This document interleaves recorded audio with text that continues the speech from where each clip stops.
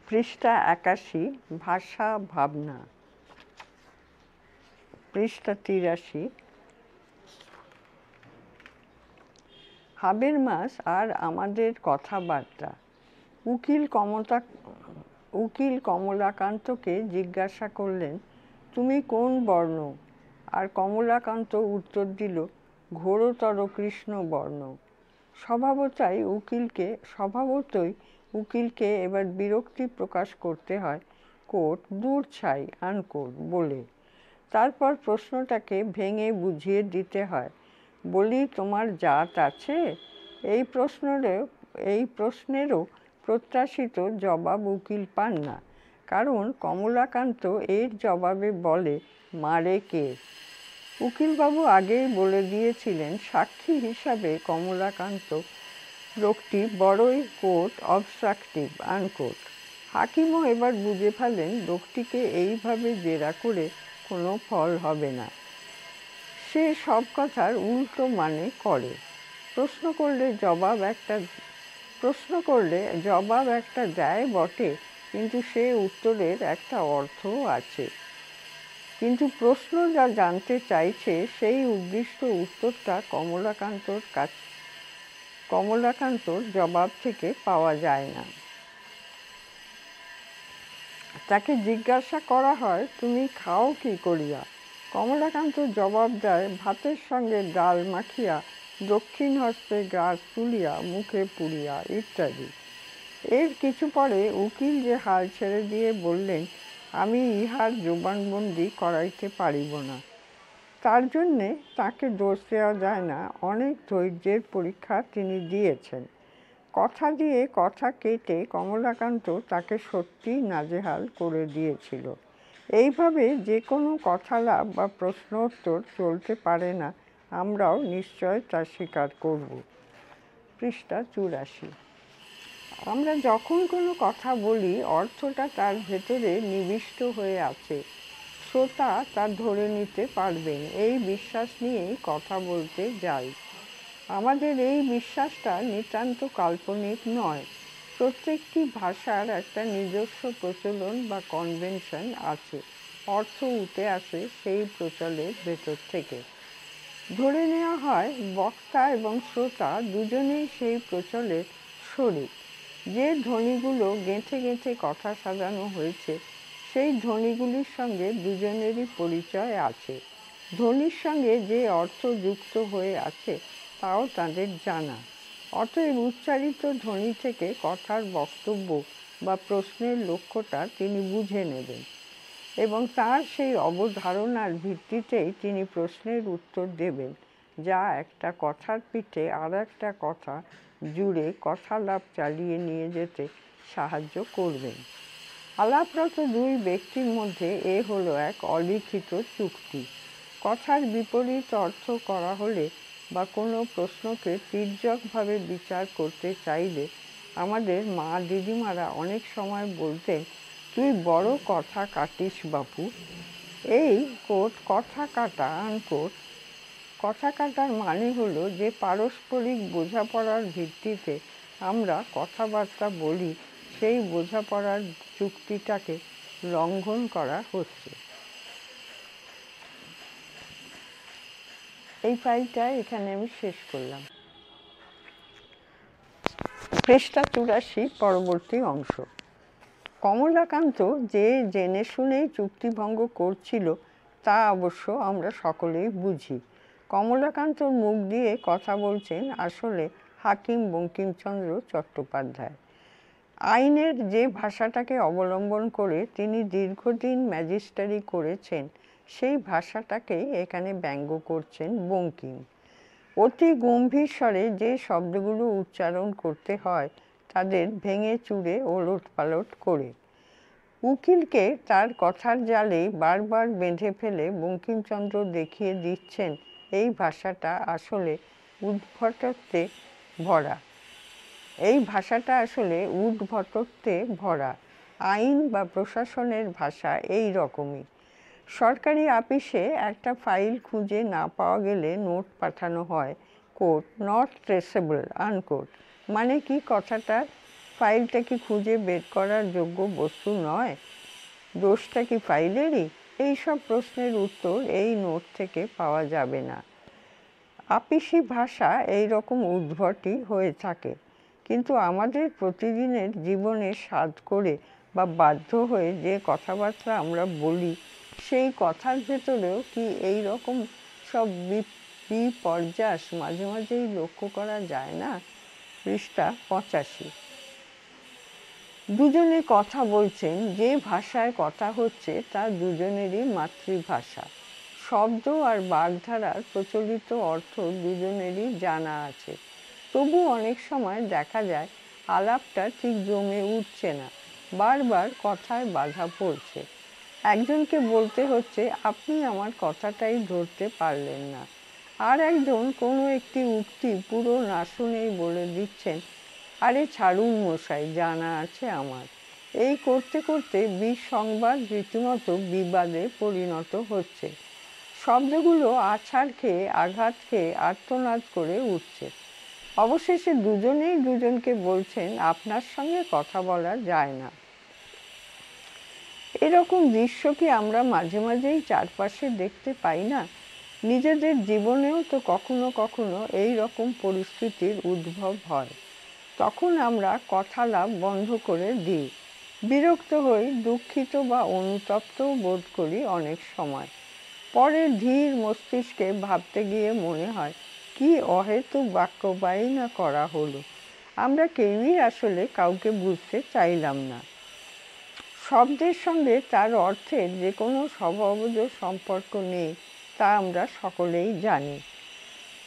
তবে দীর্ঘদিন ধরে ব্যবহার হতে হতে প্রচলের গুণে তা একটা বিশেষ অর্থ একটা বিশেষ শব্দের সঙ্গে যুক্ত হয়ে যায়।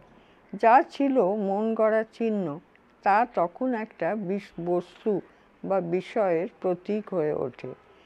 যে অর্থ একসময় শব্দে আরোপ করা হয়েছিল, তা ক্রমে ওই শব্দের অন্তস্থ ধর্ম হয়ে ওঠে।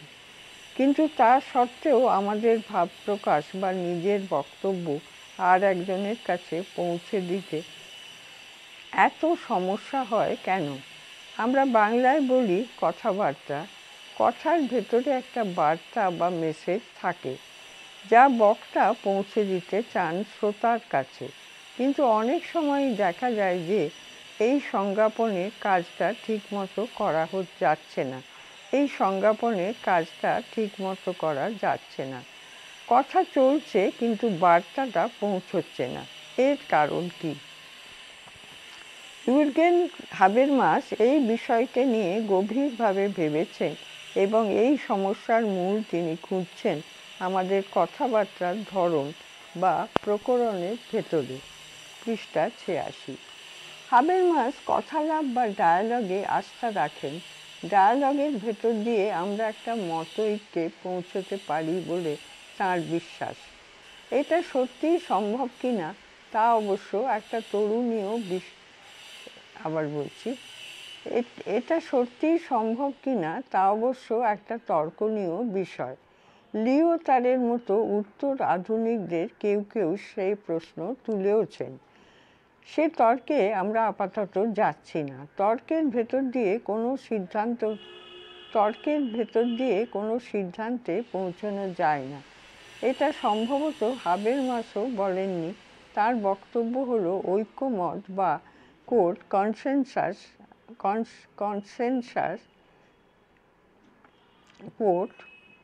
কনসেনসাস আনকোট আমাদের কথালাপের লক্ষ্য।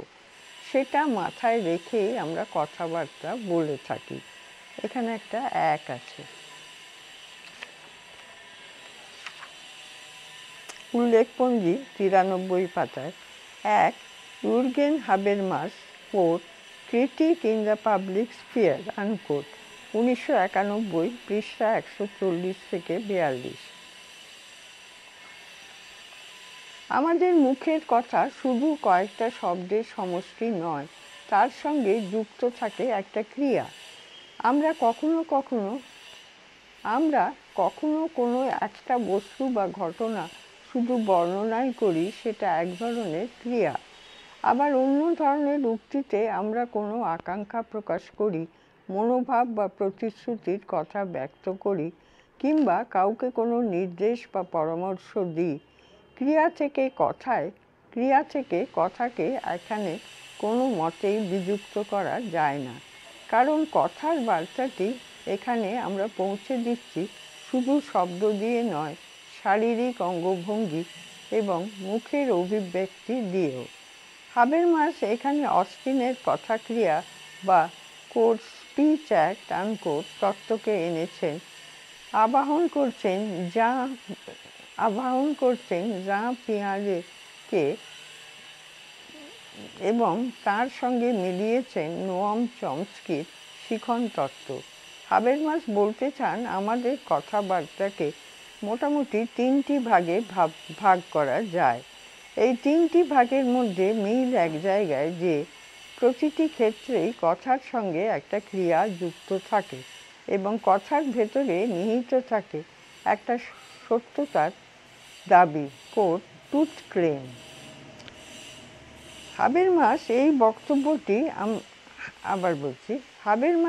এই বক্তব্যটি আমরা বোঝার চেষ্টা করি এইভাবে, এই উদাহরণটি হাবেরমাস দেননি, বোঝার সুবিধের জন্য আমরাই সাজিয়ে নিয়েছি,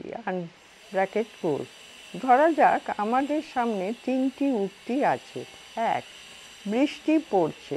2. আজ বৃষ্টি হবে। 3. আমার বৃষ্টি ভালো লাগে না। প্রথম উক্তিটি একটি ঘটনা বর্ণনা করছে, দ্বিতীয় উক্তিতে বক্তার একটা ধারণা বা অনুমানের কথা ব্যক্ত হয়েছে, আর তৃতীয়টিতে আছে বক্তার নিজস্ব অনুভূতি বা মনোভাবের কথা। পৃষ্ঠা 87।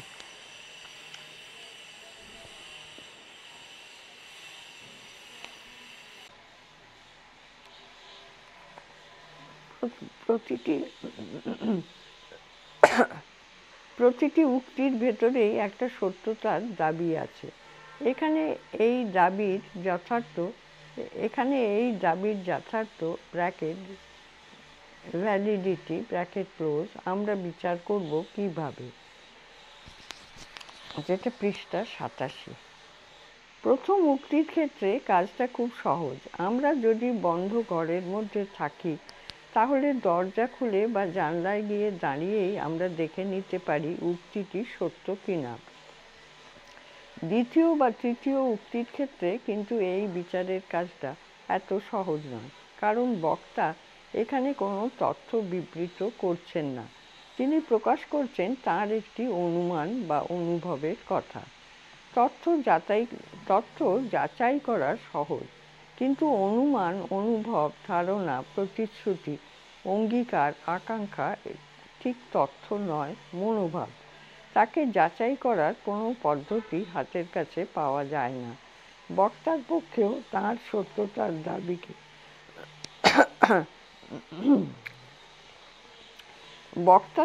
তাঁর সত্যতার দাবিকে বিজ্ঞানের সত্যের মতো করে প্রতিষ্ঠিত করা সম্ভব হয় না। 2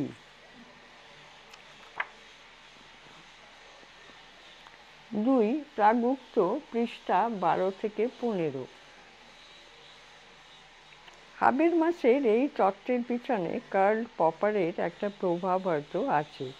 পপারও এইভাবে জ্ঞানকে কয়েকটি বর্গে ভাগ করে দেখিয়েছিলেন। সব ধরনের জ্ঞান বৈজ্ঞানিক পরীক্ষার দ্বারা বিচার করা যায় না। আমরা আমাদের নিজেদের অভিজ্ঞতা দিয়েও এটা কিছুটা বুঝি।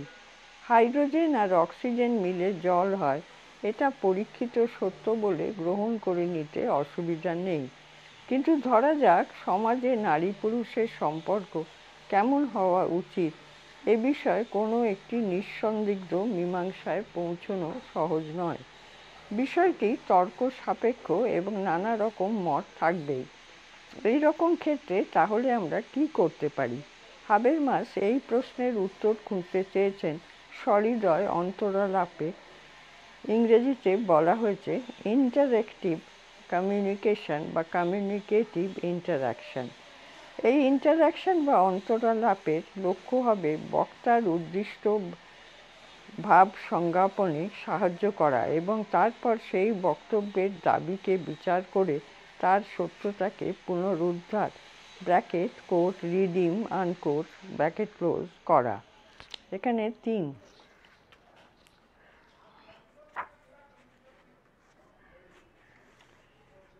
3 Habermas quote theory of communicative action unquote, পৃষ্ঠা 298 থেকে 99। উদ্ধৃত হয়েছে S.K. White quote the recent work of Habermas unquote, 1990, পৃষ্ঠা 40। কোট অটোনমি অ্যান্ড সলিডারিটি, আবার বলছি, quote autonomy and solidarity interviews with Habermas unquote, Peter Dews, 1986, পৃষ্ঠা 162।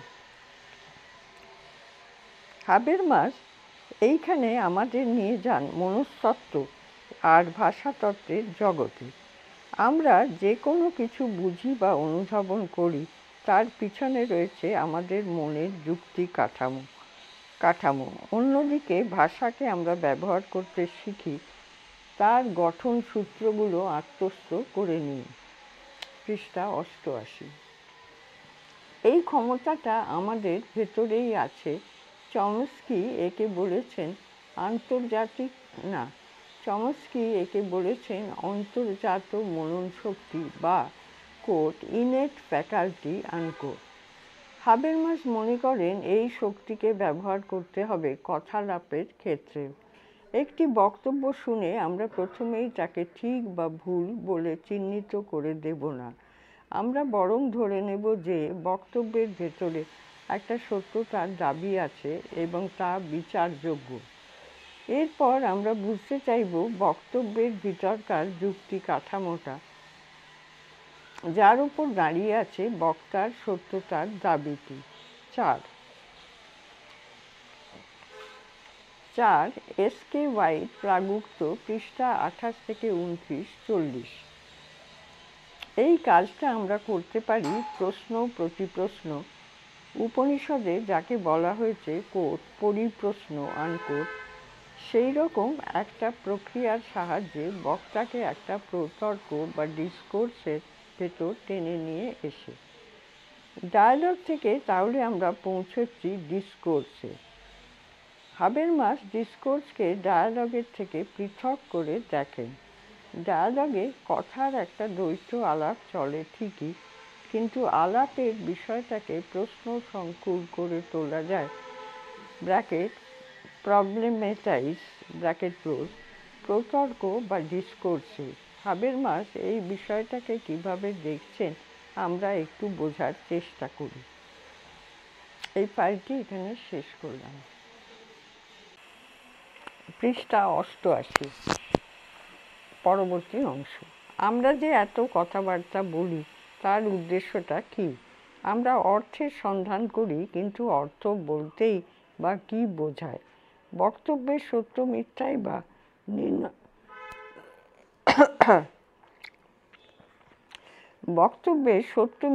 বা নির্ণয় করা যায় কিভাবে? আমরা আগে শুনেছি সত্য মিথ্যা বিচারের কোনো একটি অধ্যয়, মান বা পদ্ধতি থাকতে পারে না, কারণ জ্ঞান এক ধরনের নয়, তার নানা প্রকার এবং স্তর আছে। এমন অনেক কথা আমরা বিশ্বাস করি যা আমরা পরীক্ষা করে দেখিনি বা নিজেদের অভিজ্ঞতার ভেতরেও পাইনি। এই রকম কিছু প্রাক-সিদ্ধ ব্র্যাকেট অ্যাপ্রায়োরি ব্র্যাকেট ক্লোজ ধারণা ছাড়া আমরা জীবনে চলতে পারি না। বিজ্ঞান তাকে সত্য না বলতে পারে, কিন্তু আমাদের ব্যক্তিক এবং সামাজিক জীবনে তা সত্য। আমাদের প্রত্যেকেরই আছে একান্ত নিজস্ব কিছু বিশ্বাস, অনুমান, সংস্কার। সেই সব কিছু আমাদের ধারণায় মিশে থাকে। এই জ্ঞান বস্তুগত ব্র্যাকেট অবজেক্টিভ ব্র্যাকেট ক্লোজ নয়, আত্মগত ব্র্যাকেট সাবজেক্টিভ ব্র্যাকেট ক্লোজ, এবং তাকে বিচার করা যেতে পারে ব্যক্তির সঙ্গে ব্যক্তির আন্তঃসম্পর্কের নিরিখে। ইংরেজিতে যাকে বলে কোট ইন্টারসাবজেক্টিভিটি আনকোট। আমরা যাকে নিজেদের একান্ত নিজস্ব ধারণা বিশ্বাস বলে ভাবি, তার ভেতরে আসলে মিশে আছে আরও অনেকের ধারণাও। পৃষ্ঠা 89। এবং এইভাবে আন্তঃসম্পর্কের ভেতর দিয়েই গড়ে উঠেছে আমাদের মূল্য জ্ঞান। বিজ্ঞানের সত্য বা বস্তুগত জ্ঞানের থেকে স্পষ্টত পৃথক। হাবেরমাস এখানে অবভাসতত্ত্বের কোট লাইফ ওয়ার্ল্ড আনকোট বা চিত্ত বিশ্বের তত্ত্ব নিয়ে এসেছেন। আমরা আমাদের নানা বিশ্বাস, ধারণা আর সহানুভূতির সাহায্যে জগৎ জীবনকে বোঝার চেষ্টা করি। এই সব কিছু নিয়েই গড়ে ওঠে আমাদের চিত্ত বিশ্ব। তার দ্বারাই নির্মিত হয় আমাদের মনের যুক্তি কাঠামো, ন্যায় অন্যায় বোধ বা মূল্য চেতনা।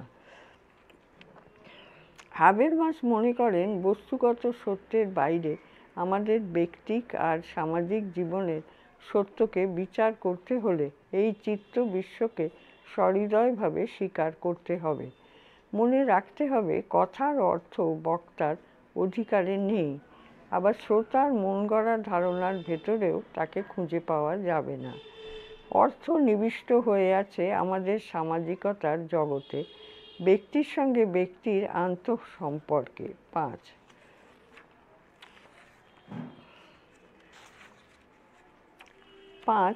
কোট ক্রিটিক আনকোট, পৃষ্ঠা 119 থেকে 20। ডেটলেফ হস্টার কোট হাবেরমাস অ্যান ইন্ট্রোডাকশন আনকোট, 1992, পৃষ্ঠা 11, 22 থেকে 36।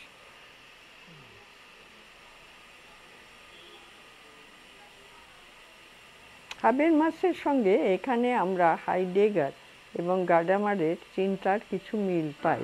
হাইডেগার ব্যক্তির সংস্কার ও প্রেজুডিসকে পর্যন্ত মর্যাদা দিয়েছেন। অন্যদিকে গাডামার দেখিয়েছেন আমাদের চিন্তা বা কথা কেমন আগে থাকতেই ভাষার দ্বারা অনুভাবিত হয়ে থাকে।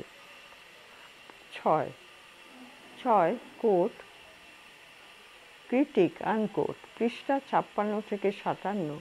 Hans Georg Gadamer quote philosophical hermeneutics unquote, 1976, পৃষ্ঠা 68।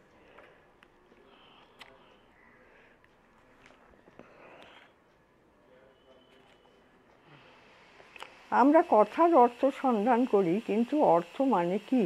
হাবেরমাস বলছেন অর্থ মানে তথ্য নয়, কোনো একটা প্রশ্নের উত্তর নয়। কথার সঙ্গে কথা জোড়া আছে যে গ্রন্থন সূত্রে, সেই সূত্রটার সুমীমাংসা বা কোট এক্সপ্লিকেশন আনকোট।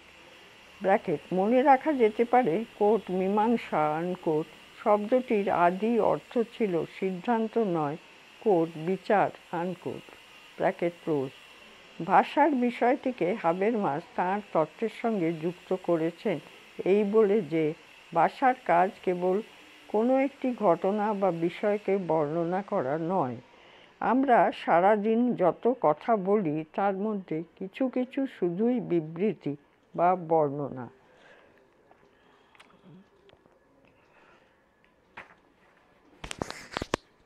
কিন্তু এছাড়া আরও অন্য ধরনের কথাও আমরা বলি, যেখানে কথার ভেতর দিয়ে ব্যক্ত হয় আমাদের কোনো একটি মনোভাব বা অভিপ্রায়, কোনো আকাঙ্ক্ষা, প্রতিশ্রুতি বা নির্দেশ। কথার সঙ্গে ক্রিয়ার সম্পর্ক এখানে সুস্পষ্ট। পৃষ্ঠা 90। ইংরেজিতে একে বলা হয়েছে ভাষার কোট ইলোকিউশনারি আনকোট শক্তি। উক্তি নানা রকম হয়, ক্রিয়াপদগুলো তাই বদলে বদলে যেতে থাকে। কোনো কোনো বাক্যে স্ট্রোক উক্তিতে ক্রিয়াটি শুধুই বিবৃতিমূলক, কোনোটিতে আকাঙ্ক্ষাবাচক, কোনোটি আবার নির্দেশাত্মক। আমরা যখন কথাবার্তা বলি ভাষার এই ধর্মটা বুঝে নিয়েই কথালাপে যোগ দিই, এই বোঝার ক্ষমতা আমাদের সহজাত। কোট আমি কাল তোমার বাড়ি যাব আনকোট, আর কোট আমি কথা দিচ্ছি কাল তোমার বাড়ি যাব আনকোট। এই দুই উক্তির ভেতর পার্থক্য কোথায় তা আমাদের বুঝিয়ে বলতে হয় না। উক্তিটি শুনে আমরা নিজেরাই তা অনুধাবন করে নিতে পারি। 7 Habermas quote post metaphysical thinking unquote 1992 পৃষ্ঠা 79 থেকে 80, এস.কে. হোয়াইট প্রাগুপ্ত পৃষ্ঠা 28।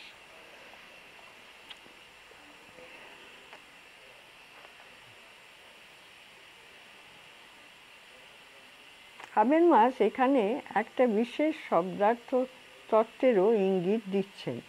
অর্থ নির্ভর করে বক্তার ইচ্ছা বা অভিপ্রায়ের ওপর। হাবেরমাস তা মনে করেন না। তার মতে ভাষার অর্থ ব্যক্তির ইচ্ছা নিরপেক্ষ, তা নির্ণীত হয়েছে সামাজিক প্রচলের দ্বারা। অর্থ নিরূপণের ক্ষেত্রে ব্যক্তির সঙ্গে ব্যক্তির আন্তঃসম্পর্কের বিষয়টি তাই এত গুরুত্বপূর্ণ। শব্দের একটা নির্দিষ্ট অর্থ আছে, এটা ধরে নিয়েই আমরা কথা বলতে চাই। বক্তা যা বলছেন সেই কথার প্রচলিত অর্থ ধরে তাকে প্রথমে সত্য বলে স্বীকার করে নিয়ে তারপরই আমরা প্রশ্ন তুলব। সেই ধরে নেওয়া সত্যের দাবিকে বিচার করে দেখব প্রতর্কের ভিতর দিয়ে। এটাই হলো প্রতর্কের যুক্তি প্রকরণ বা লজিক অফ ডিসকোর্স। ভাষার কাজ তাহলে শুধু একটি ঘটনা বা বিষয়কে বর্ণনা করে যাওয়া নয়, তথ্য জুগিয়ে যাওয়া নয়, বক্তা আর শ্রোতার ভেতর একটা প্রতর্কের পরিসর গড়ে তোলা, যেখানে একটি প্রশ্নের সত্য মিথ্যা বিচার করা হবে প্রশ্নটিকেই প্রশ্নের মুখে দাঁড় করিয়ে। In a third bracket, quote, discourse is a form of communication characterized by argumentation in which validity claims that have become problematic are made the subject of discussion and examined relative to their legitimacy, unquote. এখানে third bracket close 8 quote critic unquote পৃষ্ঠা 120, quote post metaphysical thinking unquote পৃষ্ঠা 79 থেকে 80, quote autonomy and solidarity autonomy and solidarity unquote পৃষ্ঠা 163। ভাষার ভূমিকাটা এখানে বর্ণনাধর্মী নয়, প্রতর্কধর্মী বা কোট ডিসকার্সিভ আনকোট। অর্থ তৈরি হয় অন্তরালাপের ভেতর দিয়ে আমাদের সহজ জ্ঞানের বিচার বুদ্ধির সাহায্যে। Quote common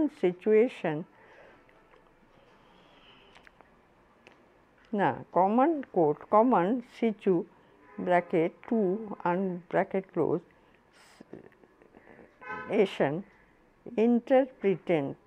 interpretations unquote 9 Tom Bottomore quote the Frankfurt school unquote 1995 পৃষ্ঠা 29।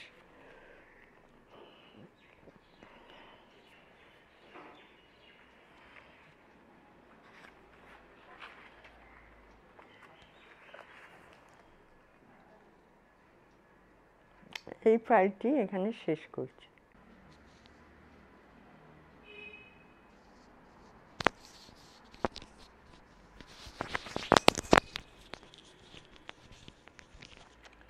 পৃষ্ঠা 91।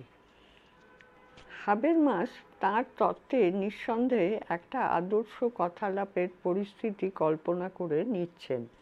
আমাদের দৈনন্দিন জীবনের 7-17 কথাবার্তায় এরকম পরিস্থিতি আমরা কমই পাই, কিন্তু হাবেরমাসের তত্ত্বকে আদর্শ কল্পনা বলে আমরা অগ্রাহ্য করতে পারি না, কারণ এর সঙ্গে যুক্ত আছে তার বিশ্ববিখ্যাত আর একটা বড় দিক।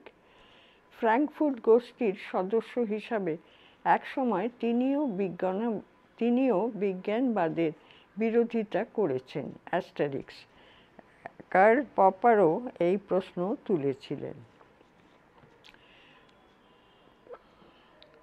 তুলেছেন সকলকেই যে বিজ্ঞানের ভাষায় কথা বলতে হবে তা কে স্থির করে দিয়েছে।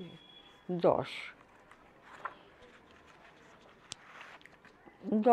উদ্ধৃত হয়েছে ডি হর্স্টার প্রাগুপ্ত, পৃষ্ঠা 31।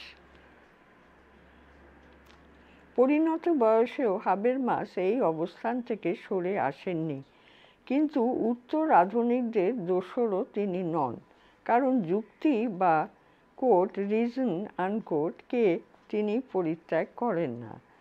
নৈতিকতা আর যুক্তিবোধ হাবেরমাসের দর্শনের দুটি প্রধান স্তম্ভ। তথাকথিত আধুনিকতার বিরুদ্ধে হাবেরমাসের আপত্তি এই জায়গায় যে এখানে বিজ্ঞানের যুক্তিরই আধিপত্য। এই আধুনিকতা নৈতিকতাকে জ্ঞান চর্চার থেকে বিচ্ছিন্ন করে দিয়েছে, দুটো যেন স্বতন্ত্র সমান্তরাল ক্ষেত্র। হাবেরমাস এই বিচ্ছেদ লক্ষ্য করে উদ্বিগ্ন। তিনি বিশ্বাস করেন বিজ্ঞান, ধর্ম আর শিল্প সংস্কৃতি প্রত্যেকেরই একটা স্বতন্ত্র ক্ষেত্র আছে, নিজস্ব বিচার মান আর যুক্তিবিন্যাসও আছে, কিন্তু একটা আর একটার থেকে স্বতন্ত্র হলেও তাদের ভেতর একটা সম্পর্কও আছে। বিজ্ঞান যেমন নৈতিকতা থেকে বিচ্ছিন্ন নয়, সংস্কৃতিও যুক্তি বিচারকে পরিত্যাগ করতে পারে না। বিজ্ঞান যেমন সংস্কৃতিকে প্রভাবিত করে, সংস্কৃতিও তেমনই আমাদের বস্তু জগতের জ্ঞান আর মূল্য চেতনাকে অনুভাবিত করে থাকে। সমস্ত রকম সরকারি শাসন মুক্ত এক স্বনিয়ন্ত্রিত অটোনমাস সামাজিক পরিসরের কথা ভাবতে চান হাবেরমাস, যেখানে মানুষের সঙ্গে মানুষের চিন্তার বিনিময় হবে এক সহৃদয় অন্তরালাপের ভিতর দিয়ে।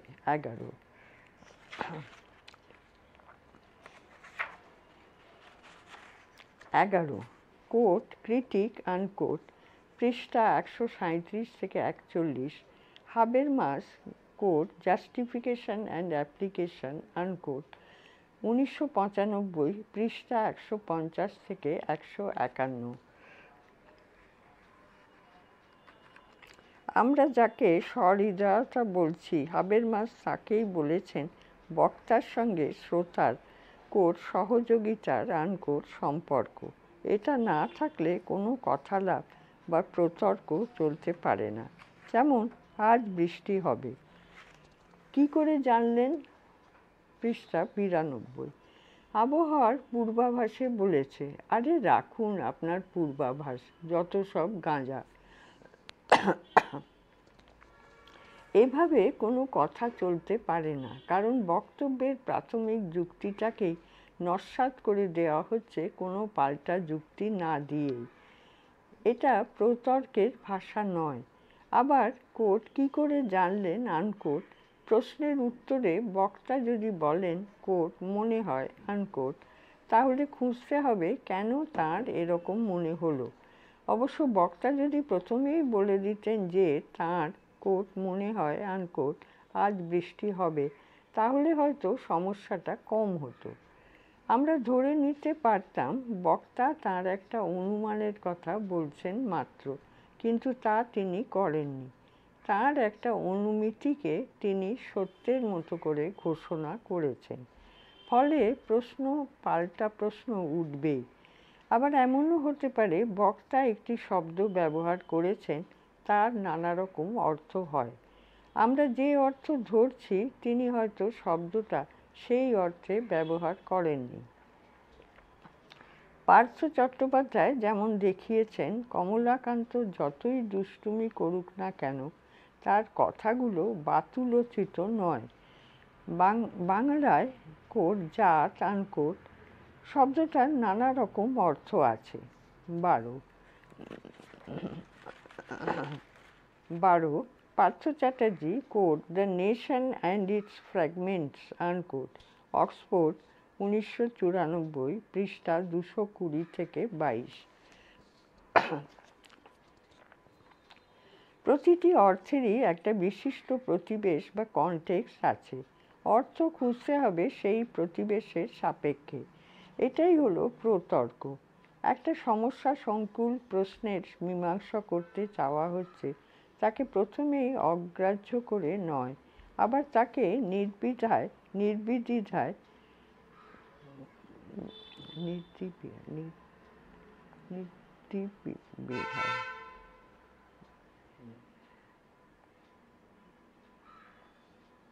নির্বিদ্বিধায় আবার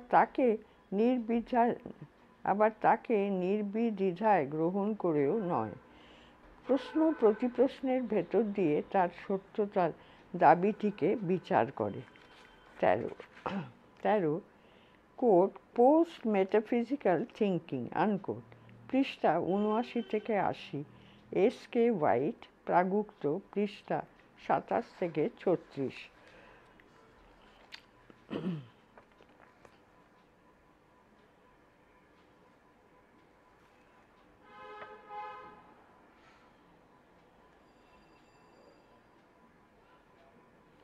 আর এইখানেই হাবেরমাসকে যেন আমাদের খুব কাছের লোক মনে হয়। তা না হলে কোন দূর জার্মান দেশের এক দার্শনিক, তাঁর তত্ত্বকথা আমরা পড়তে যাবই বা কেন? আমাদের দেশে যে প্রশ্নগুলো আজ প্রতিদিনের সংবাদ হয়ে উঠেছে, হিংসা, সন্ত্রাস, সাম্প্রদায়িকতা, কিংবা সরকারের নয়া অর্থনীতি, বিদেশ নীতি, প্রতিরক্ষা নীতি, এইসব বিষয় নিয়ে মুক্ত আলোচনার জায়গা খুব বেশি নেই। যারা মৌলবাদী বা সন্ত্রাসবাদী বলে চিহ্নিত, তাদের যে কিছু বলার থাকতে পারে তা আমরা ভাবতে রাজি নই। অন্যদিকে যাদের আমরা উদারপন্থী বা প্রগতিপন্থী বলে মনে করি, আলাপ করতে গেলে তাদের মুখেও অনেক সময় শুনতে পাই মৌলবাদের স্বর। পৃষ্ঠা ৯৩। ফলে কথালাপ কখনো শুরুই হতে পারে না, কখনো বা শুরু হয়ে স্তব্ধ হয়ে যায়। জীবনযাপন যত জটিল হচ্ছে, আমাদের সহিষ্ণুতা তত কমে যাচ্ছে। বিশ্বাসের ক্ষেত্রে একদিকে আমরা প্রায় নিঃস্ব হয়ে গেছি, অন্যদিকে নিজ মতের প্রতি আমাদের এতই দুর্বলতা যে বিরুদ্ধ মত আমরা সহ্যই করতে পারি না। একদিকে শব্দ আমাদের প্রতিদিন প্রবঞ্চনা করে যাচ্ছে, অন্যদিকে অকল্পনীয় হিংসা আর বর্বরতার সামনে আমরা হতবাক বিমূঢ় হয়ে যাচ্ছি। হিটগেনস্টাইনের কথা যদি মনে রাখি, তাহলে বলতেই হয় আমাদের এই দৈন্য আসলে ভাষারও দৈন্য। বিজ্ঞান যুক্তিবাদকে এতদিন পর্যন্ত যেভাবে ব্যাখ্যা করে এসেছে, তা দিয়ে এই ভয়ানক হিংসা বা উন্মাদনাকে বোঝা যায় না। আধুনিকতা যেভাবে জ্ঞানকে খণ্ডে খণ্ডে ভাগ করে এক একটা পৃথক ক্ষেত্রে আবদ্ধ করে রেখেছে, হাবেরমাস তা সমর্থন করেন না এবং সেই অর্থে তিনি আধুনিকতার এই চলিত ভাষ্যের বিরোধী। কিন্তু আধুনিকতা বা যুক্তিবাদকে সম্পূর্ণভাবে বর্জন করারও তিনি পক্ষপাতী নন। হাবেরমাস বিশ্বাস করেন সংস্কৃতি চর্চা রাজনীতির বিকল্প হতে পারে না। আবার রাজনীতির অর্থ যদি হয় উগ্র মতানুগত্য, তাহলে সেই চর্চা নিষ্ফল হতে বাধ্য। হাবেরমাস তাই অন্য এক প্র্যাক্সিস বা কর্মবৃত্তির কথা বলেন, যা গড়ে উঠবে আমাদের অবধারণা শক্তি, নীতি এবং সৌন্দর্যবোধ আর সামাজিক চেতনা, এই তিনটি প্রধান ক্ষেত্রের আন্তঃসম্পর্কের ভেতর দিয়ে। 14 Jurgen Habermas, quote, modernity an incomplete project, unquote, Hal Foster সম্পাদিত, quote, post modern culture, unquote, bracket 1985, bracket close, গ্রন্থে।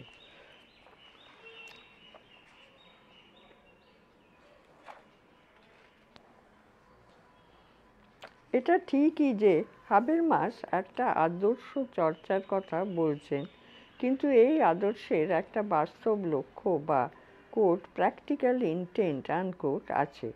আজকের এই গভীর সংকটের দিনে হাবেরমাস পাঠ করে আমরা তাই কিছুটা শান্তি পেতে পারি। এই ফাইলটি এখানে শেষ হলো, এই অধ্যায়টিও শেষ হলো।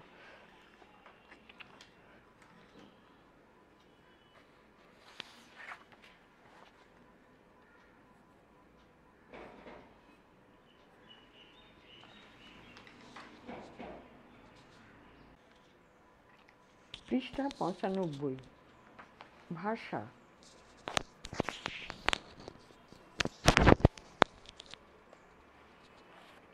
পৃষ্ঠা 95, ভাষা, বার্টিন থেকে বার্নস্টাইন। কার্ল মার্কস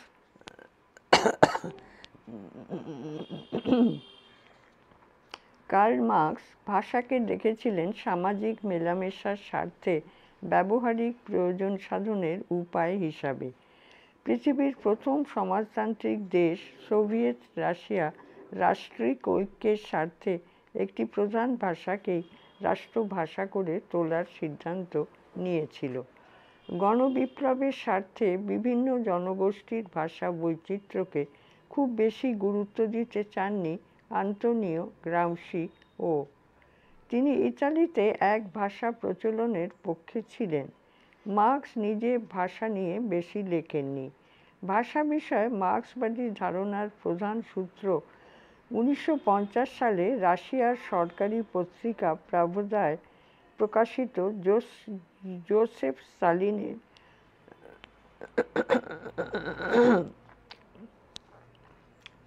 1950 সালে রাশিয়ার সরকারি পত্রিকা প্রাভদায় প্রকাশিত জোসেফ স্টালিনের একটি দীর্ঘ প্রবন্ধ।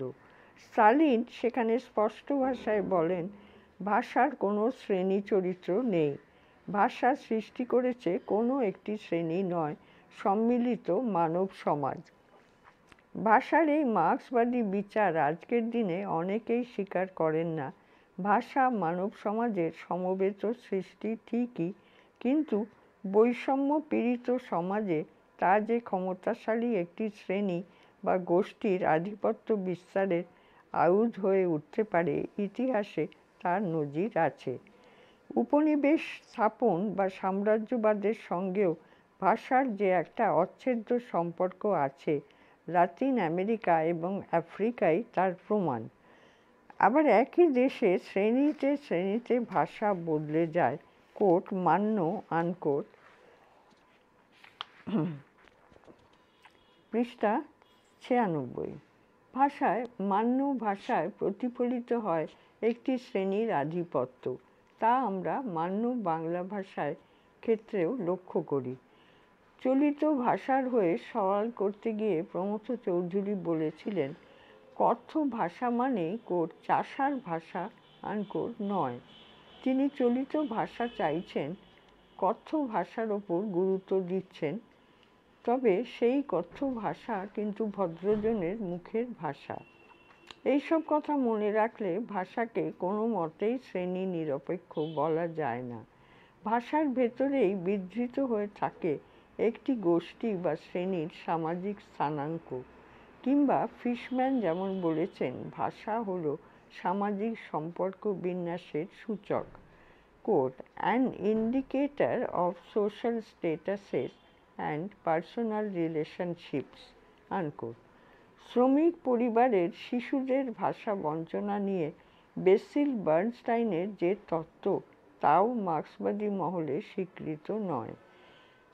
প্রধানত তাদের মতকে অবলম্বন করেই বার্নস্টাইনের তত্ত্বকে একরকম খারিজ করে দিয়েছেন পবিত্র সরকার তাঁর কোট ভাষা দেশ কাল আনকোট ব্র্যাকেট 1985 ব্র্যাকেট ক্লোজ গ্রন্থের একটি প্রবন্ধে।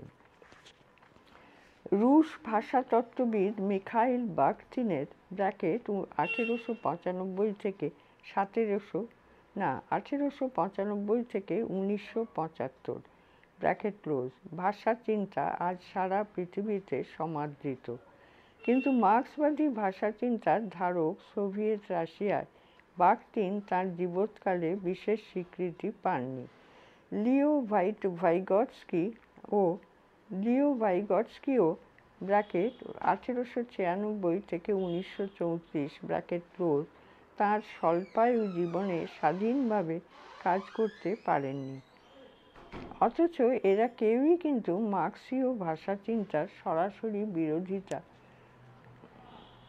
করেননি।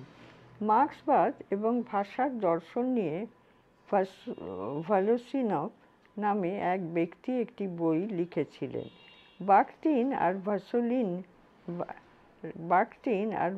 ভলোসিনভ একই ব্যক্তি কিনা তা নিয়েও প্রশ্ন উঠেছিল। সেই বিতর্কে না গিয়ে আমরা এখানে বাখতিনের ভাষা চিন্তার কয়েকটি খণ্ড সংকলন করেছি। আমরা নির্ভর করেছি প্রধানত তিনটি বইয়ের উপর। সূত্র অনুসারে বইয়ের ক্রমিক সংখ্যা এবং পৃষ্ঠা সংখ্যা নির্দেশ করে দিয়েছি তৃতীয় বন্ধনীর মধ্যে। প্রথমেই মনে রাখি, বার্থিন মনে করতেন ইউরোপীয় ভাষাগুলোকে আজ আমরা যে চেহারায় দেখি তার পিছনে রয়েছে তার পিছনে রয়েছে গ্রিকো রোমান মডেল অনুসারে তাদের গড়ে ওঠার ইতিহাস।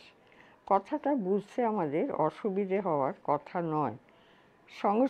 সংস্কৃতকেই সমস্ত ভারতীয় ভাষার কোড জননী আনকোট মনে করার প্রবণতা আজও আমাদের দেশে বিদ্বান মহলে রয়ে গেছে। ভাষার ভেতর, পৃষ্ঠা 97, ভাষার ভেতর দিয়ে যা উদ্গত হয় তা কোনো একটা মাত্র স্বর নয়। বার্থিনের এই বহু স্বরত্ব তত্ত্ব পলিফোনি বোঝার ক্ষেত্রে দীনবন্ধু মিত্রর কোট নীলদর্পণ আনকোট নাটকটি বোধহয় আমাদের সবচেয়ে বেশি সাহায্য করতে পারে। বঙ্কিমচন্দ্র স্বীকার করেছিলেন কোট তোড়াপের ভাষা ছাড়িলে তোড়াপের রাগ আর তোড়াপের মতো থাকে না আনকোট। ভাষা যদি এক স্বর এক মাত্রিকই হতো তাহলে এই কথাটার কোনো মানে থাকতো না। বার্থিন বলেছেন কোট একজনের নিজের ভাষা কখনোই একটা মাত্র ভাষা নয়, তার ভেতর রয়ে গেছে অতীতের অবশেষ এবং অন্য অনেক ভাষাময়তার সম্ভাবনা। সুতরাং একক ভাষার ধারণাটা মূলত আপেক্ষিক আনকোট। এখানে দ্বিতীয় বন্ধনী 1:72 থেকে 73 কোট একটা বিশেষ সময় ভাষা মাত্রই বহুভাষিক, তার ভেতর পাশাপাশি বিরাজ করে বিভিন্ন সমাজ ভাবাদর্শের বিরোধ, বর্তমান এবং অতীত, সমাজ ভাবাদর্শগত বিভিন্ন ধারা, গোষ্ঠী, প্রবণতা, মণ্ডল ইত্যাদি আনকোট। 1:73 থেকে 75 এই প্রসঙ্গে বার্থিন আরও বলেন বিবিধ ধারাকে কেন্দ্রীভূত করে যে একক ভাষা তৈরি করা হয় সেখানে অন্য সব ভাষাকে দখল করে নিয়ে প্রভুত্ব করতে থাকে একটি বিশেষ গোষ্ঠীর ভাষা। কোট প্রতিটি স্বতন্ত্র বাচন স্পিচ অবশ্যই ব্যক্তিক, তবে যে সামাজিক পরিমণ্ডলে ভাষার ব্যবহার হয় তা থেকে বাচনের অপেক্ষাকৃত স্থায়ী কতগুলো টাইপ গড়ে ওঠে। একে আমরা বলতে পারি বাচনধারা স্পিচ বর্গ জয় জফলা চন্দ্রবিন্দু এর বৈচিত্র্য এতই অসীম এবং বহু মিশ্রিত যে কোনো একটা মাত্র স্তরে তাকে বোঝা যায় না আনকোট। 2:91 থেকে 93 সাধারণত কথাবার্তাকে বার্থিন বলেছেন সাধারণ কথাবার্তাকে বার্থিন বলেছেন প্রাথমিক স্তরের বাচন। দ্বিতীয় স্তরে আছে উপন্যাস, নাটক, বৈজ্ঞানিক গবেষণা ইত্যাদি। কোট বাচনিক যোগাযোগের ক্ষেত্রে প্রতিটি নির্দিষ্ট উচ্চারণের সীমানা নির্ধারণ করে ব্যক্তি কথক। উচ্চারণে ব্যক্তি প্রকাশ করে বিষয়ের প্রতি তার আবেগ সঞ্জাত স্বর, সেই স্বর হয়ে ওঠে বক্তার অভিপ্রায় বা বাচনিক সংকল্পের দ্বারা নির্ধারিত এক সম্পূর্ণ উচ্চারণ আনকোট।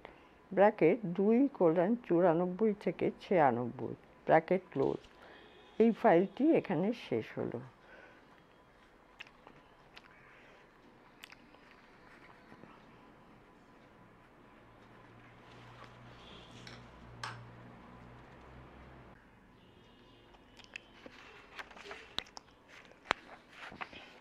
পৃষ্ঠা 98 কোট আমরা একটি বিশেষ ধরনের বাক্যকে বেছে নিই আমরা যা প্রকাশ করতে চাই তার স্বার্থে। আমাদের পছন্দের পিছনে থাকে উচ্চারণের সমগ্রতার চিন্তা। বিশেষ একটি বাচনধারাকে বেছে নেওয়ার ভেতর দিয়ে বিশেষ একটি বাচনধারাকে বেছে নেওয়ার ভেতর দিয়েই ব্যর্থ হয় বক্তার বাচনিক সংকল্প, আনকোট। এখানে ব্র্যাকেট, থার্ড ব্র্যাকেট 2:95 থেকে 96 ব্র্যাকেট ক্লোজ। কোট, বাচনধারা ভাষার বিশেষ একটি আকার নয়, তা হলো উচ্চারণের একটি বিশেষ প্রকার। কথা বলতে শেখা মানে উচ্চারণ গঠন করতে শেখা। আমরা কথা বলি উচ্চারণের ভেতর দিয়ে, স্বতন্ত্র বাক্য দিয়ে নয়, এমনকি স্বতন্ত্র শব্দ দিয়েও নয়। আমরা মাতৃভাষা শিখি ব্যাকরণ বা অভিধান থেকে নয়, যে প্রত্যক্ষ উচ্চারণ আমরা শুনি এবং কথায় নিজেরাও পুনর্গঠন করি, সেই উচ্চারণ থেকেই আমরা ভাষা শিখি, আনকোট। ব্র্যাকেট 2:95 থেকে 97 ব্র্যাকেট ক্লোজ। কোট, ভাষার একীকরণ বা না, কোট, ভাষার একীকরণ এবং কেন্দ্রীকরণের যে ঐতিহাসিক প্রক্রিয়া, তারই তাত্ত্বিক রূপ হলো একক ভাষা। বহুভাষিকতাকে অতিক্রম করার একটা শক্তি হয়ে এই ভাষা নিজেকে প্রতিষ্ঠিত করতে পেরেছে, কিছু সীমানা শর্ত আরোপ করে, পারস্পরিক বোঝাবুঝির সম্ভাবনাকে নিশ্চিত করে তুলে একটা আপেক্ষিক ঐক্য গঠন করে দিয়ে। সেই ঐক্য হলো প্রতিদিনের কথাবার্তা এবং সাহিত্যের ভাষার প্রভুত্বকারী ঐক্য, শুদ্ধ ভাষা। কোট, একক ভাষার রীতিনীতি বিমূর্ত কিছু নয়, তা থেকেই উৎপন্ন হয় সেই শক্তি যা বহুভাষিকতাকে অতিক্রম করে বাচন আর ভাবাদর্শের চিন্তাকে একীভূত এবং কেন্দ্রীভূত করে গঠন করে দেয় সরকার স্বীকৃত সাহিত্যের ভাষার একটি দৃঢ় এবং স্থায়ী রূপ, আনকোট। ব্র্যাকেট 3:270 থেকে 71 ব্র্যাকেট ক্লোজ। কোট, এই একক ভাষাকে কিন্তু চলতে হয় বহুভাষিকতার মধ্যে, বিভিন্ন সমাজ ভাবাদর্শগত বিভাজনের মধ্যে, গোষ্ঠী ভাষা, আপিসি ভাষা, শ্রেণী ভাষা এবং আরও অনেক কিছু নিয়ে। এই দৃষ্টিকোণ থেকে দেখলে সাহিত্যের ভাষা বহু ভাষার মধ্যে একটি। তার মধ্যেও আবার ভাগ আছে, একটি শ্রেণী বা গোষ্ঠীর ভাষা, একটি বিশেষ কালের ভাষা ইত্যাদি। ভাষা যতদিন জীবন্ত থাকে, কেন্দ্রীমুখী ব্র্যাকেট একক ব্র্যাকেট ক্লোজ ভাষার পাশাপাশি সবিস্তারে এবং অব্যাহত গতিতে এগিয়ে চলে কেন্দ্র বিমুখী ধারা। পৃষ্ঠা 99। ব্যক্তি কথকের প্রতিটি মুহূর্ত, আবার বলছি, ব্যক্তি কথকের প্রতিটি মুহূর্ত উচ্চারণ হলো সেই জায়গা যেখানে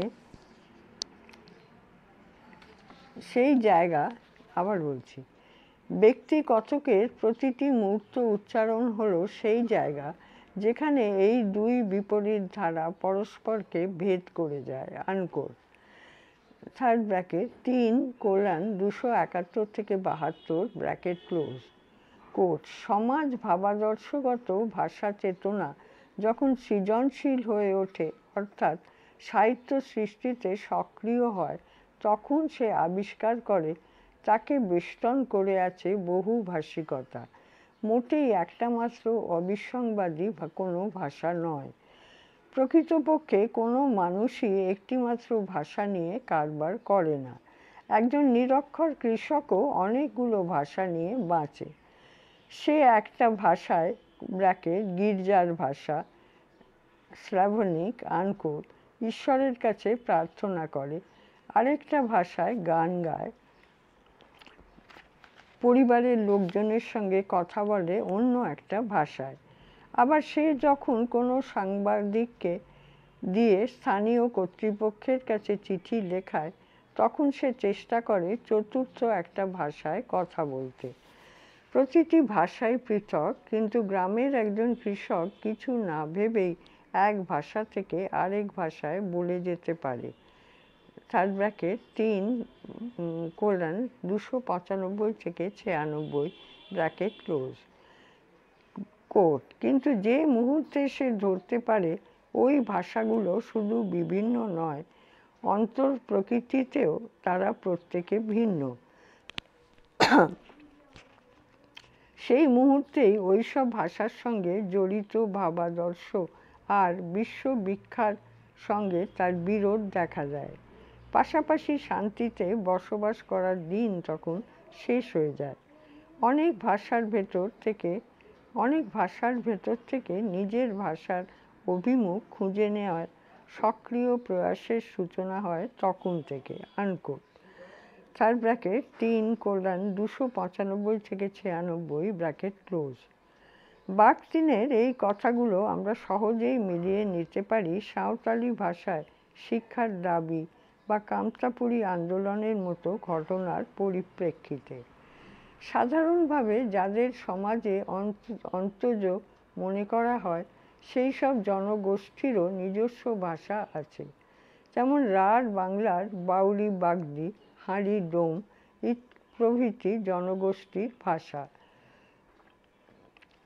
আবার বলছি, যেমন রাঢ় বাংলার বাউরি বাগদি, হাঁড়ি ডোম প্রভৃতি জনগোষ্ঠীর ভাষা।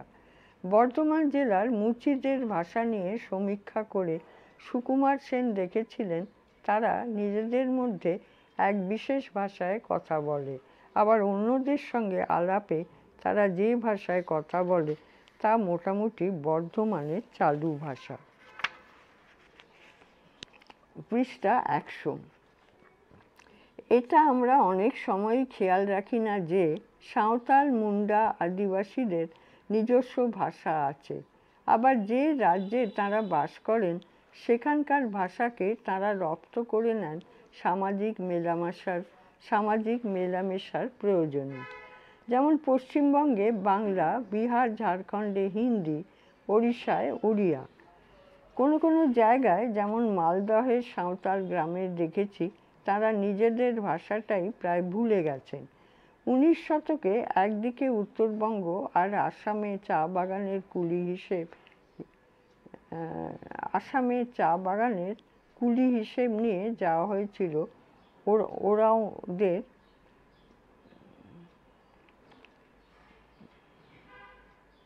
আবার বলছি, 19 শতকে একদিকে উত্তরবঙ্গ আর আসামে চা বাগানের কুলি হিসেবে নিয়ে যাওয়া হয়েছিল ওরাওদের।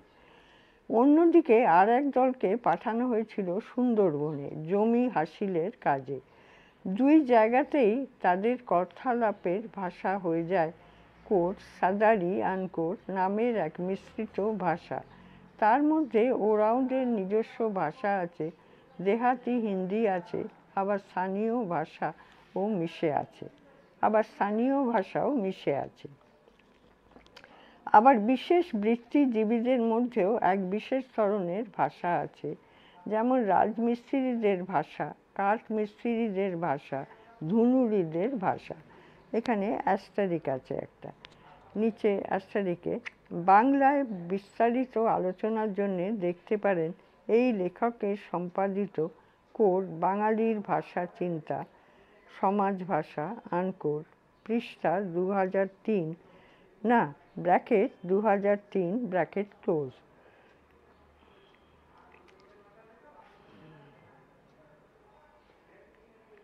এইসব গোষ্ঠী ভাষা বা সমাজ ভাষা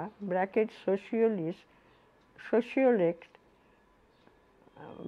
আবার বলছি, এইসব গোষ্ঠী ভাষা বা সমাজ ভাষা সোশিওলেক্ট মিশ্র ভাষা বা বিভাষাকে বিচার করতে হয় গোষ্ঠীর মধ্যে ভাষা ব্যবহারের প্রকরণ দিয়ে। লেবভ যাকে বলেছেন quote speech use within the community unquote, সেই কাজটাই করা হয় আজকের দিনের সমাজ ভাষা বিজ্ঞানে। বেসিল বার্নস্টাইনের প্রসঙ্গ আমাদের আলোচনায় আগে এসেছে। Quote class, course and control unquote বইতে (1971) বার্নস্টাইন বলতে চেয়েছিলেন মধ্যবিত্ত পরিবারের একটি শিশু মধ্যবিত্ত পরিবারের একটি শিশু যে পারিবারিক আবহে যে আচরণ রীতির মধ্যে বড় হয়, সেখানে তার ভাষা একটা বিশেষ আকার পায়। নানা ধরনের শব্দের সঙ্গে পরিচিত হয়ে তার শব্দভাণ্ডার অনেক বিস্তৃত হয়ে ওঠে। শ্রমিক পরিবারে একটি শিশু সেই সুযোগ পায় না। তার পরিবারে শব্দের চেয়ে ভঙ্গি ভাষার bracket non verbal bracket close প্রচলনই বেশি। ফলে তার শব্দভাণ্ডার তুলনায় সীমিত থেকে যায়। পৃষ্ঠা 101। ভাষা যেহেতু আমাদের দেখার দৃষ্টিকেও প্রভাবিত করে, মধ্যবিত্ত শিশু আর শ্রমিক পরিবারের শিশুর জগৎ জীবনকে দেখার দৃষ্টিকোণেও তাই পার্থক্য থেকে যায়। মধ্যবিত্ত শিশুর মধ্যে কৌতূহল অনেক বেশি, কিন্তু শ্রমিক পরিবারের শিশু ক্লাসের তুলনায় চুপচাপ থাকে এবং অনেক কিছুই বিনা প্রশ্নে মেনে নেয়। ব্র্যাকেট পৃষ্ঠা 34 থেকে 36, 179 থেকে 80 ব্র্যাকেট ক্লোজ। বিষয়টাকে বিদ্যালয় পাঠ্যক্রম এবং শিক্ষা প্রণালীর সঙ্গে যুক্ত করে বার্নস্টাইন দেখাতে চেয়েছেন, আমরা যাকে জানা বা জ্ঞান বলে থাকি, সামাজিক শ্রেণীবিন্যাস তাকে কিভাবে নিয়ন্ত্রণ করে, কাকে কতটুকু দেয়া হবে তা কিভাবে নির্বাচন করে, এবং সেক্ষেত্রে ভাষা কিভাবে ওই প্রক্রিয়ার সহায়ক হয়ে কাজ করে। ব্র্যাকেট পৃষ্ঠা 54 থেকে 55, 202 থেকে 3 ব্র্যাকেট ক্লোজ। বার্নস্টাইনের তত্ত্ব নিয়ে অনেক বিতর্ক আছে, কিন্তু তাঁর পর্যবেক্ষণ ভাষার সঙ্গে সামাজিক সম্পর্ক বিষয়ে এক গভীর অন্তর্দৃষ্টির সন্ধান দেয়। মধ্যবিত্ত পরিবারের একটি শিশু যত আদর পায়, শ্রমিক পরিবারের শিশু তা পায় না। মা বাবা তাকে কম ভালোবাসে বলে নয়, আদর আহ্লাদের অত সময় নেই বলে। স্কুল মধ্যবিত্ত শিশুর কাজে গর্বের জায়গা, কিন্তু শ্রমিক পরিবারের শিশুর আত্মমর্যাদাকে অনেক ক্ষেত্রেই আহত করে স্কুল। বিদ্যালয়ে সে তাই খুব বেশি কথা বলতে চায় না। একটা বিষয়কে জানা বোঝার ব্র্যাকেট কগনিশন ব্র্যাকেট ক্লোজ প্রক্রিয়াটা তার ক্ষেত্রে আলাদা, তার প্রকাশভঙ্গিও স্বতন্ত্র। সেটা ঠিক স্কুলের মান্য ভাষা বা কেতার সঙ্গে মেলে না। বার্নস্টাইন যা বলেছেন তার কিছু আমি মিলিয়ে নিতে পারি প্রতিষ্ঠানের ভেতরে এবং বাইরে শিক্ষকতার অভিজ্ঞতা থেকে। মধ্যবিত্ত স্কুলে একটা দুটো ছাত্র থাকেই যাদের বলা যায় কোট বস্তির ছেলে আনকোট। তারা সাধারণত ক্লাসে খুব গোলমাল করে না, কারণ তারা যে লেখাপড়ায় পিছিয়ে আছে তা তারা নিজেরাও জানে। জিনিসপত্র ভাঙচুর, ঝগড়া আর মারপিটের ভেতর দিয়ে যে হিংসাটা তারা প্রকাশ করে, সেটাই তাদের আত্মপরিচয় আর আত্মপ্রতিষ্ঠার একমাত্র পথ।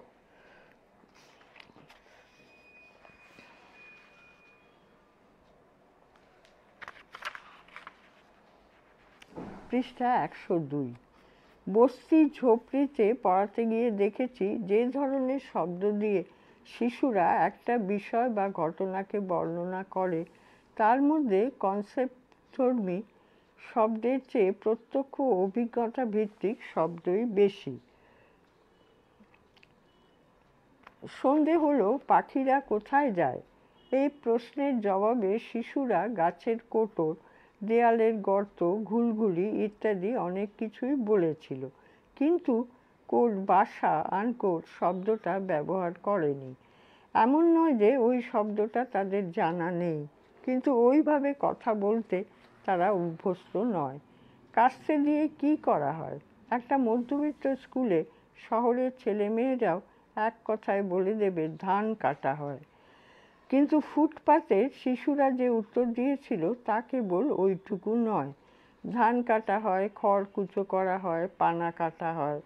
এই উত্তর দিচ্ছে সেই শিশুরা যারা খালধারে বস্তিতে বাস করে এবং কাছাকাছি খাটালও রয়েছে। মধ্যবিত্ত শিশুরা এরকম উত্তর দিতে পারত না। আদিম যুগের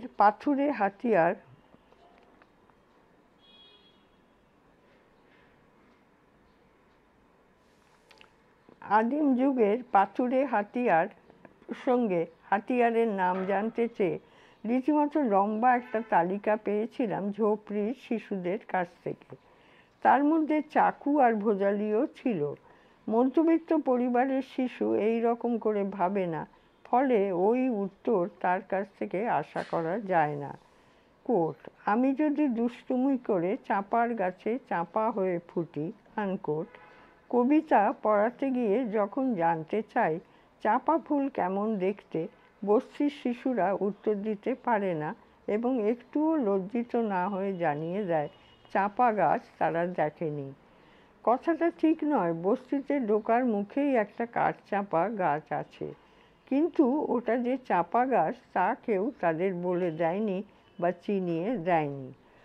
এরকম আরও অনেক অভিজ্ঞতাই আছে। বার্নস্টাইনকে কেন একদল সহ্য করতে পারেন না তা খানিকটা অনুমান করতে পারি। ভাষা বা শিক্ষা নিয়ে কথা বলতে গিয়ে তিনি একেবারে ব্যবস্থাটার গোড়া ধরে টান মেরেছেন। তার পরিষ্কার বক্তব্য, স্কুল প্রতিষ্ঠানটা তৈরি হয়েছে মধ্যবিত্ত বা উচ্চবিত্ত পরিবারের শিশুদের কথা মনে রেখে, তাদের চাহিদা আর রুচি অনুসারে।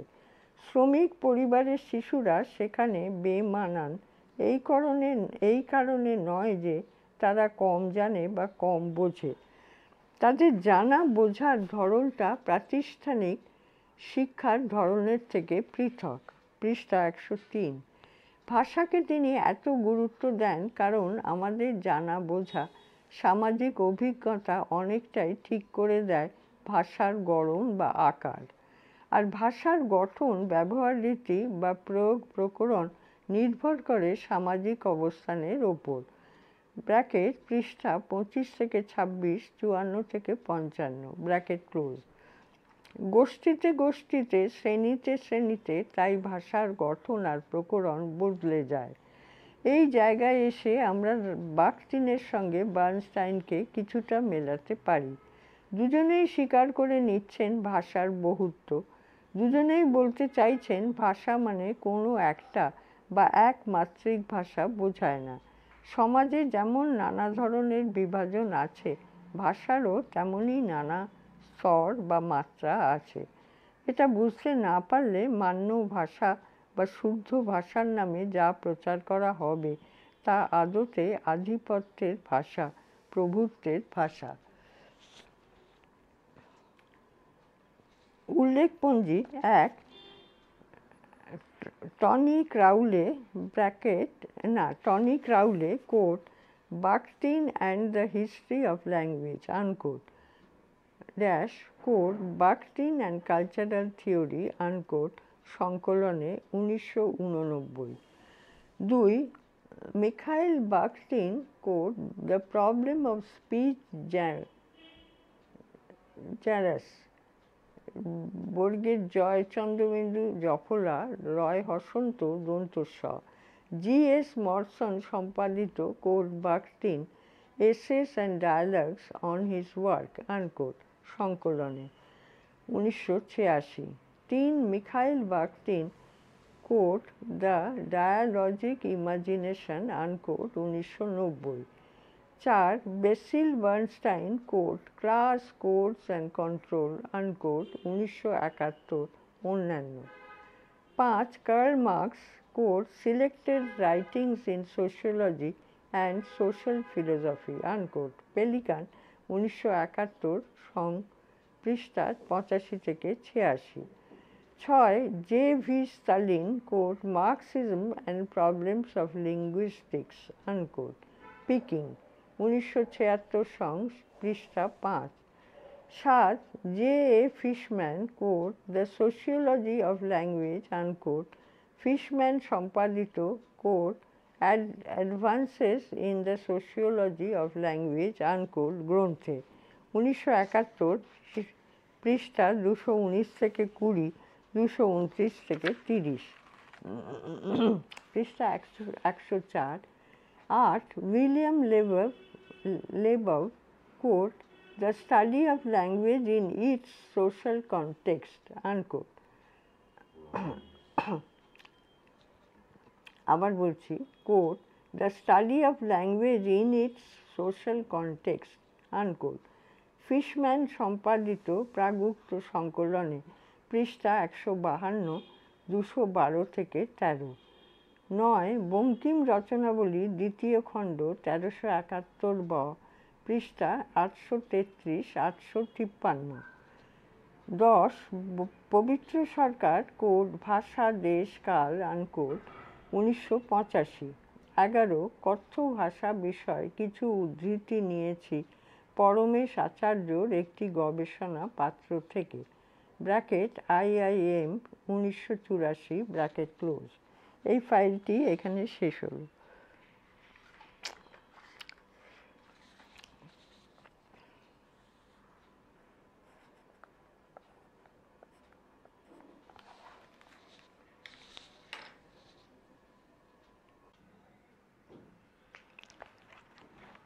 পৃষ্ঠা 105 হেলেন কেলার আর ভাষার দর্শন।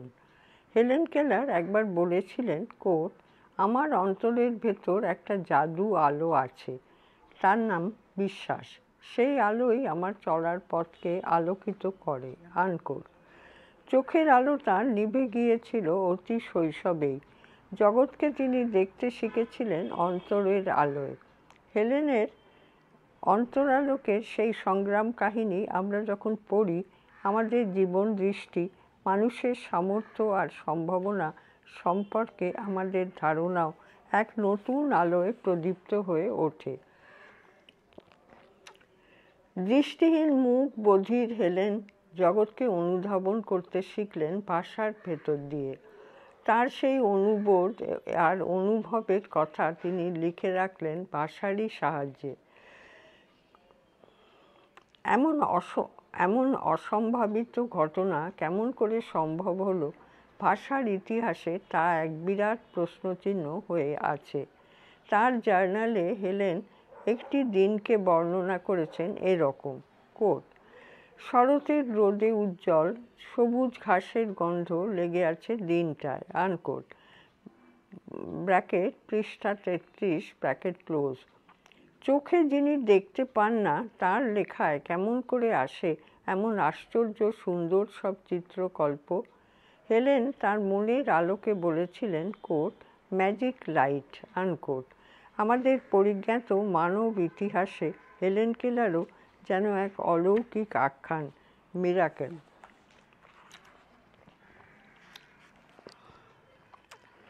পৃষ্ঠা 106 হেলেন নিজে দৃষ্টি হারিয়েছিলেন, কিন্তু আমাদের তিনি দিয়ে গেছেন এক গভীরতর অন্তর্দৃষ্টি।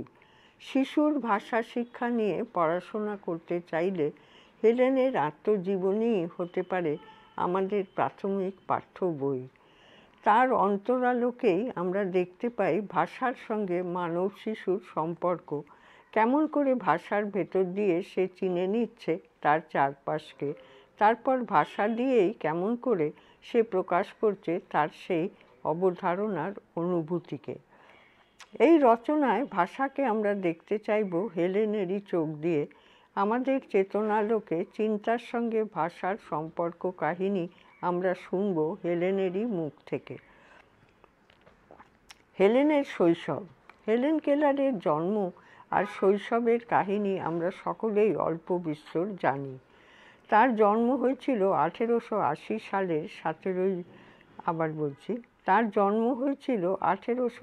সালের 27 জুন আমেরিকার যুক্তরাষ্ট্রের আলাবামা রাজ্যের টাসকাম্বিয়া শহরে। তার বাবা আর্থার কেলার ছিলেন সেনাবাহিনীর এক প্রাক্তন ক্যাপ্টেন, মায়ের নাম কেটি কেলার।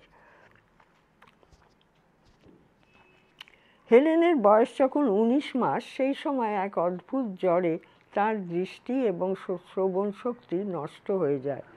কথা শোনার সুযোগ না পেয়ে বলার ক্ষমতা থেকেও তিনি বঞ্চিত হন।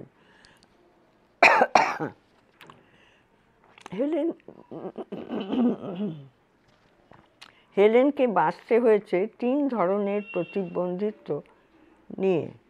তিন ধরনের প্রতিবন্ধিত্ব নিয়ে। তিনি দৃষ্টিহীন, মূক এবং বধির। দৃষ্টিহীন শিশু একটি বস্তুর বর্ণনা শুনে অন্তত কিছুটা ধারণা করতে পারে। তার নিজের প্রয়োজন আর অনুভূতির কথাও সে প্রকাশ করতে পারে ভাষা দিয়ে। অন্যদিকে মূক বধির শিশু চোখে অন্তত দেখতে পায় এবং নিজেকে প্রকাশ করতে পারে ইঙ্গিতে, ইশারায়। কিন্তু হেলেনের পক্ষে এগুলোর কোনোটাই সম্ভব ছিল না। জগৎ জীবনের সঙ্গে তার সম্পর্ক কেবল স্পর্শের ভেতর দিয়ে। একটি বস্তুর আকার আকৃতির একটা ধারণা তিনি পেতেন বস্তুটিকে হাতে ধরে, ছুঁয়ে। আকার ইঙ্গিতের প্রায় দুর্বোধ্য এক ভাষাই ছিল তার ভাব প্রকাশের একমাত্র উপায়। পৃষ্ঠা 107। স্পর্শ চেতনা যে দৃষ্টিহীন শিশুর একটা বড় সহায় তা আমরা জানি। অন্যদিকে আকার ইঙ্গিতের ভাষা বা সাইন ল্যাঙ্গুয়েজও এক ধরনের ভাষাই। যারা চোখে দেখতে পান তারাও অনেক সময় ওই ভাষা ব্যবহার করেন। অক্ষরের ভাষার চেয়ে ইঙ্গিতের ভাষা যে অনেক সময় একটা ভাবকে আরও ভালো করে প্রকাশ করতে পারে তাও আমরা আমাদের অভিজ্ঞতা দিয়ে বুঝি।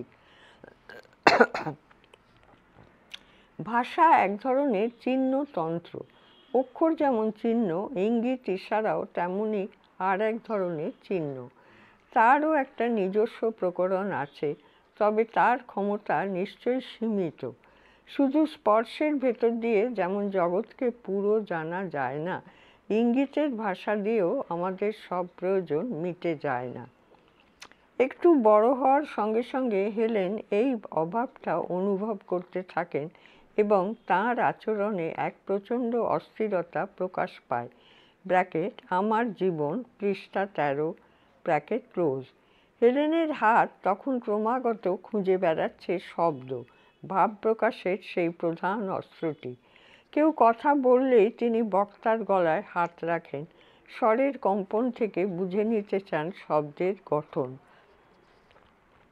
শিশু হেলেনের এই শব্দ ব্যাকুলতা কেবলমাত্র তার প্রতিবন্ধী জীবনের অস্থিরতা বা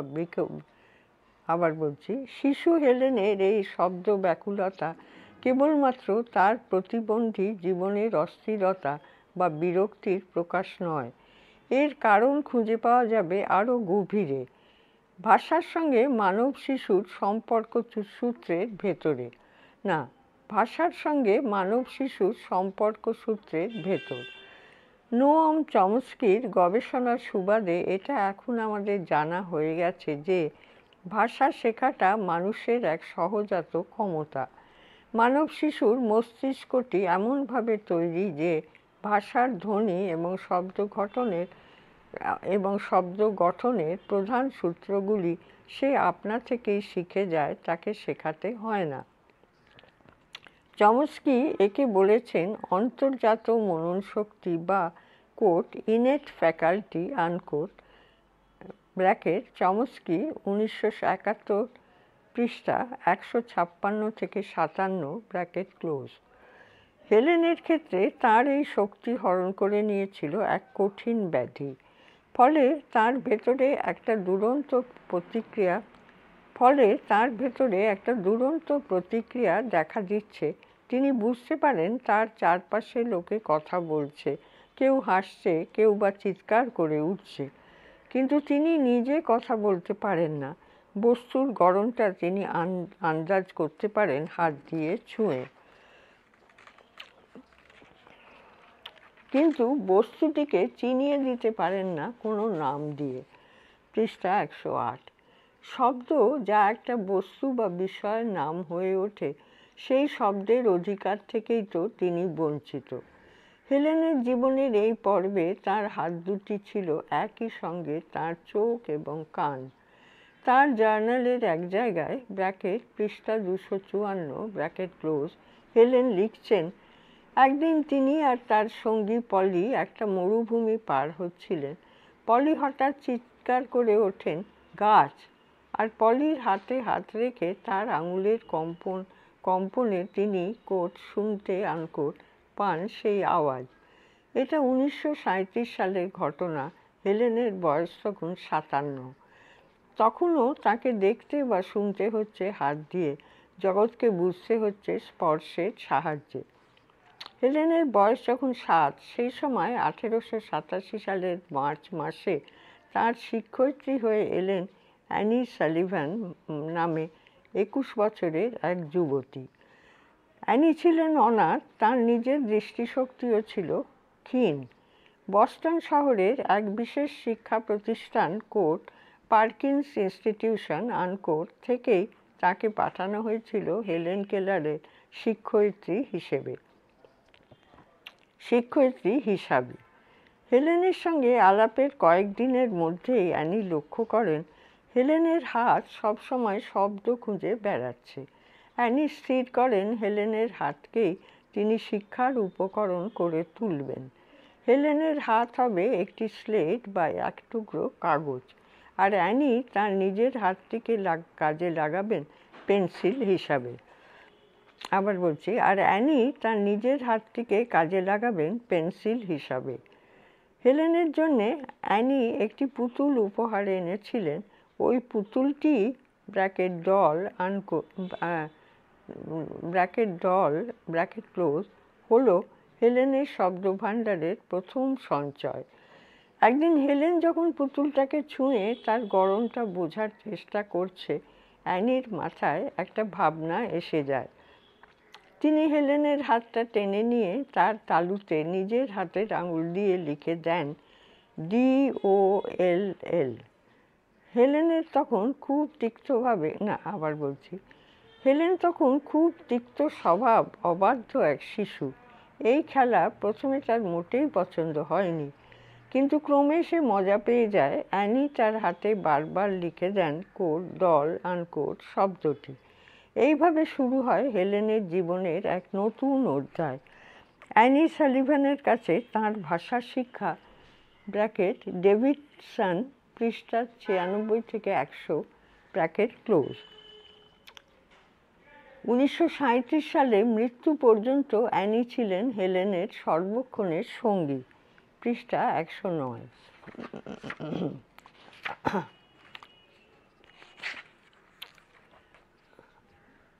ভাষা শেখানোর এই অভিনব পদ্ধতিটি অ্যানি পেয়েছিলেন পার্কিনসন্স ইনস্টিটিউশন থেকে।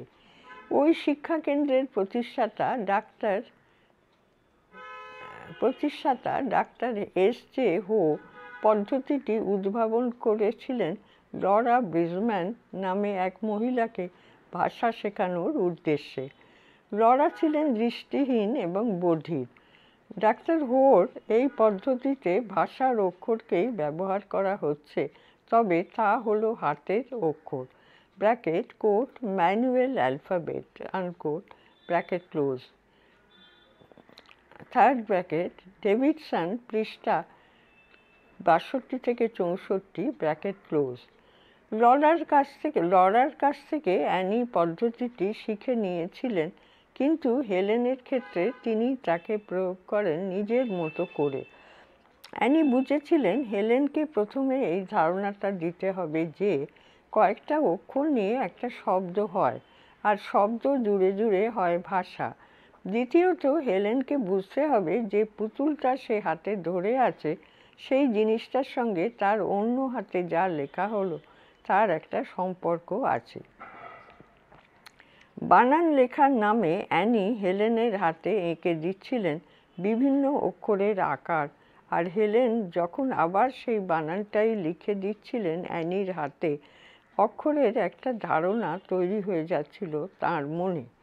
বলা যেতে পারে এইভাবেই শুরু হয়েছিল হেলেনের অক্ষর পরিচয়। অ্যানি কিন্তু জানতেন এই পদ্ধতি যথেষ্ট নয়। এতে অক্ষরের অনুকৃতি কোট মিমিক্রি আনকোট ক্লোজ হচ্ছে মাত্র। কিন্তু তবু ওই পদ্ধতি তিনি ধরে রাখেন, কারণ তার মনে হয়েছিল কোট শব্দের সঙ্গে বস্তুর আনকোট একটা ধারণা হেলেনকে পেতে হবে। ডেভিডসন পৃষ্ঠা 99 থেকে 100 ক্লোজ। কাজটা অবশ্য খুব সহজ হয়নি। কয়েকদিনের মধ্যেই হেলেন বেশ কয়েকটি শব্দের বানান এইভাবে নকল করতে শিখে যান, কিন্তু তার তখনও জানা ছিল না যে তিনি আসলে শব্দের বানান বা বর্ণ বিন্যাসটি লিখছেন, শব্দের কোনো ধারণাই তাঁর তখনও গড়ে ওঠেনি। শব্দ যে ভাষার একটা অর্থপূর্ণ উপাদান, এটা হেলেন তখনও বুঝতেন না। আত্মজীবনীতে হেলেন লিখেছেন, তিনি তখনও জানতেন না যে কোট শব্দ বলে কিছু আছে আনকোট, আর কোট তার অর্থও আছে আনকোট।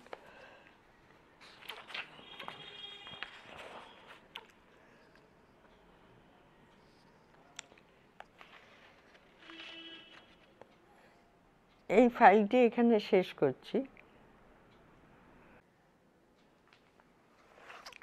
পৃষ্ঠা 110। কোট। প্রতিটি বস্তুর যে একটা নাম আছে আনকোট, এই ধারণাও তার ছিল না। ব্র্যাকেট আমার জীবন, পৃষ্ঠা 171, ব্র্যাকেট ক্লোজ। হেলেনের এই ধারণা গড়ে উঠতে আরও কয়েক মাস সময় লেগেছিল। একদিন অ্যানি হেলেনের হাতে দুটো পুতুল ধরিয়ে বুঝিয়ে দিলেন, কোট পুতুল বলতে ওই দুটো জিনিসই বোঝায় আনকোট। হেলেনের কাছে সে এক নতুন অভিজ্ঞতা। তিনি জানলেন পুতুল একটা শব্দ যা একটা বিশেষ জিনিসকে বোঝাচ্ছে।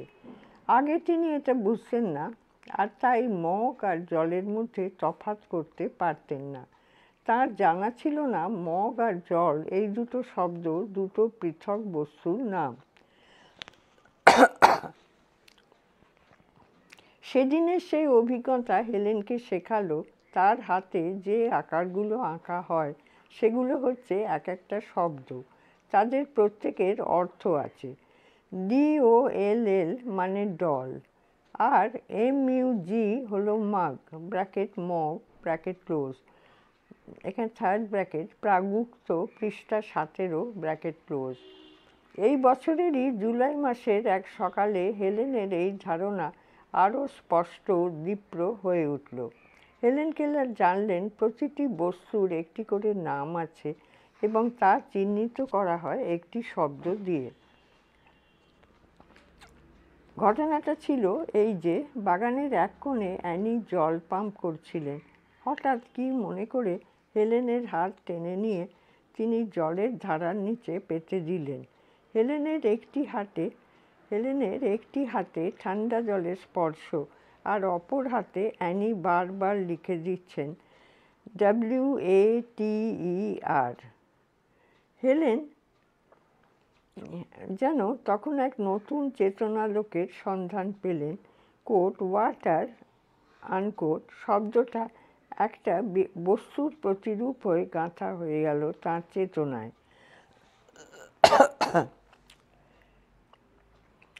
এরপর তিনি যখন অ্যানির হাতে কোট ওয়াটার আনকোট শব্দটা লিখে দিচ্ছেন, তার জানা হয়ে গেছে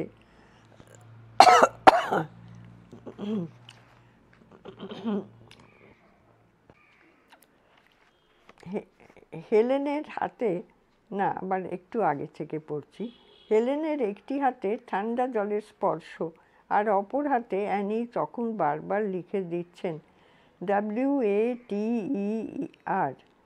হেলেন যেন তখন এক নতুন চেতনালোকের সন্ধান পেলেন। কোট ওয়াটার আনকোট শব্দটা একটা বস্তুর প্রতিরূপ হয়ে গাঁথা হয়ে গেল তাঁর চেতনায়।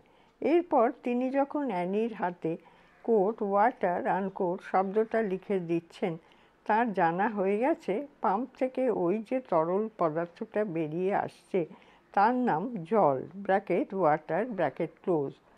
ওই উৎসারিত জলের মতো হেলেনের মনের ভেতরেও যেন সেদিন উৎসারিত হলো এক নতুন চেতনা, ব্র্যাকেট ডেভিডসন, পৃষ্ঠা 126-27, ব্র্যাকেট ক্লোজ। সেদিনের সেই অভিজ্ঞতার কথা হেলেন লিখে রেখেছেন এইভাবে, কোট সেই প্রাণময় শব্দটি আমার চেতনাকে জাগিয়ে দিল, আমার জীবনে একটা নতুন আলো, আশা আর আনন্দের অনুভূতি এনে দিল। আমার রুদ্ধ চেতনা যেন এতদিনে মুক্তি পেল। এরপর ঘরে ঢুকে প্রতিটি জিনিসে হাত রেখে আমার মনে হলো তারা যেন প্রাণস্পন্দে কেঁপে উঠছে। ব্র্যাকেট আমার জীবন, পৃষ্ঠা 18, ব্র্যাকেট ক্লোজ। এখানে পৃষ্ঠা 111। অ্যানি স্যালিভানকে নিয়ে লেখা তাঁর কোট টিচার আনকোট বইতে হেলেন বলেছেন, টিচারের হাত কোট প্রতিটি বস্তুকে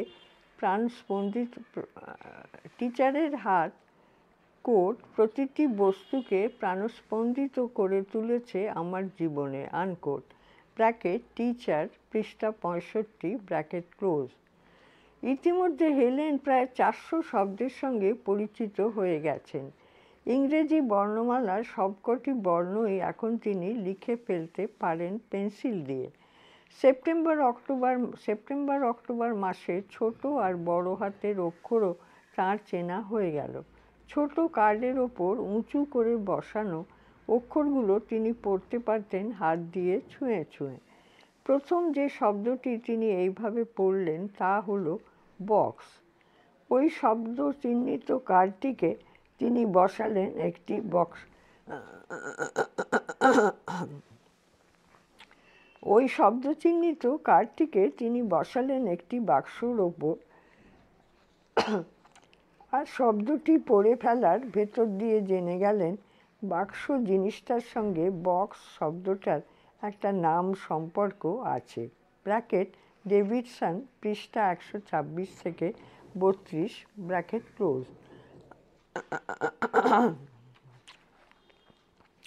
এরপর হেলেনের জীবন যেন রূপকথার মতো।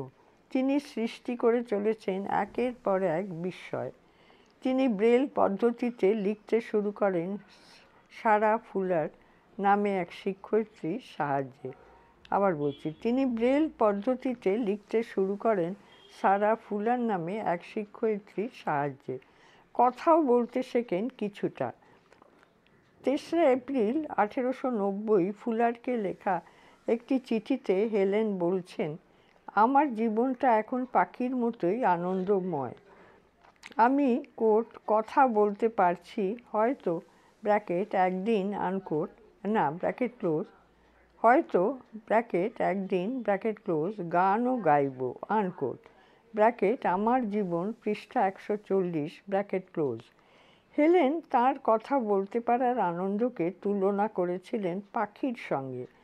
আজ আমরা জেনে রোমাঞ্চিত হই যে সাম্প্রতিক গবেষণায় বলা হচ্ছে ভাষার ক্ষেত্রে অন্য পশুর চেয়ে পাখির সঙ্গেই মানুষের সম্পর্ক সবচেয়ে নিকট। ব্র্যাকেট এইচিসন, পৃষ্ঠা 8, ব্র্যাকেট ক্লোজ। হেলেন ভাষাতত্ত্ব নিয়ে পড়াশোনা করেছিলেন কিনা আমরা জানি না, তবে নিজের জীবনের অভিজ্ঞতা থেকে তিনি যা বলেছেন তার ভেতর আমরা এক গভীর ভাষা দর্শনের সন্ধান পাই। শব্দ আর বস্তু, শব্দ হলো বস্তুর নাম, এই ধারণা 19 শতকের ভাষা চিন্তায় খুবই প্রবল ছিল। এর কারণ সম্ভবত এক ধর্মগত বিশ্বাসও। যেমন বাইবেলে বলা হয়েছে ঈশ্বর প্রতিটি বস্তুর জন্য একটি শব্দ সৃষ্টি করেছেন এবং সেটাই হয়ে গেছে তার নাম, পৃষ্ঠা 112, ব্র্যাকেট হ্যারিস, পৃষ্ঠা 7 থেকে 9, ব্র্যাকেট ক্লোজ। শব্দের সঙ্গে বস্তুর এক অন্তর্গত সম্পর্কের ধারণা বহুদিন পর্যন্ত ভাষা চিন্তাকে আচ্ছন্ন করে রেখেছিল।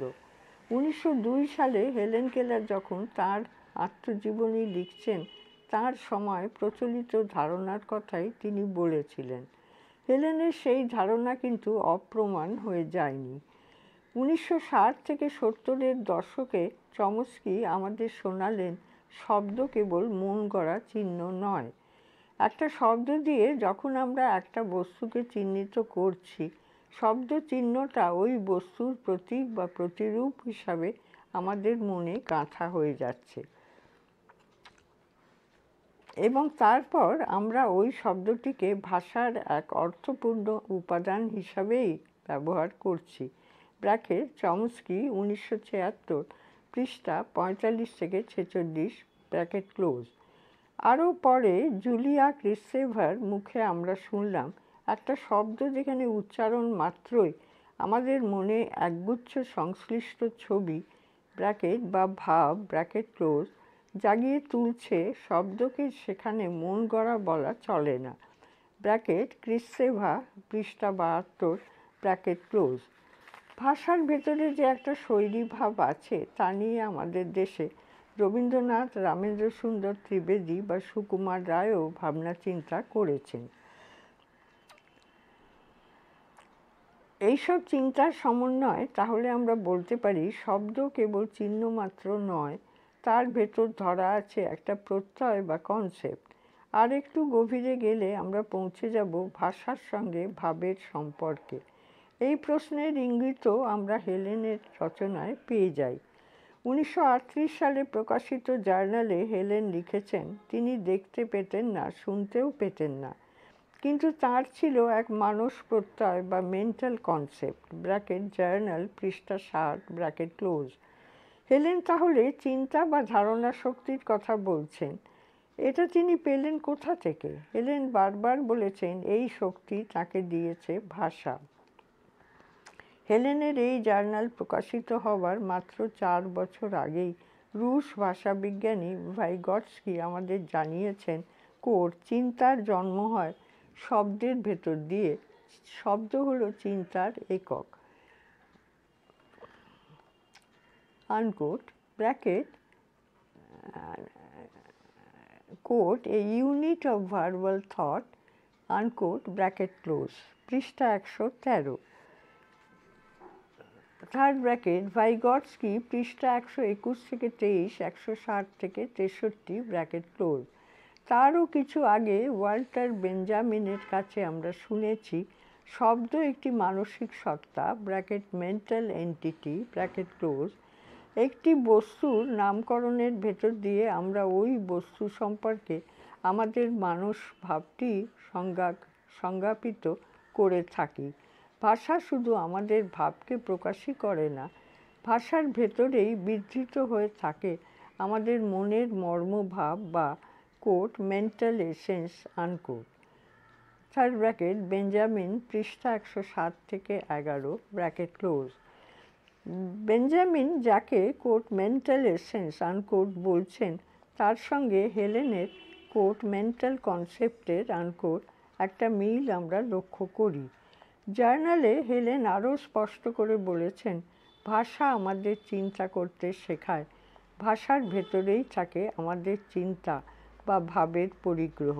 ব্র্যাকেট জার্নাল পৃষ্ঠা 64 ব্র্যাকেট ক্লোজ।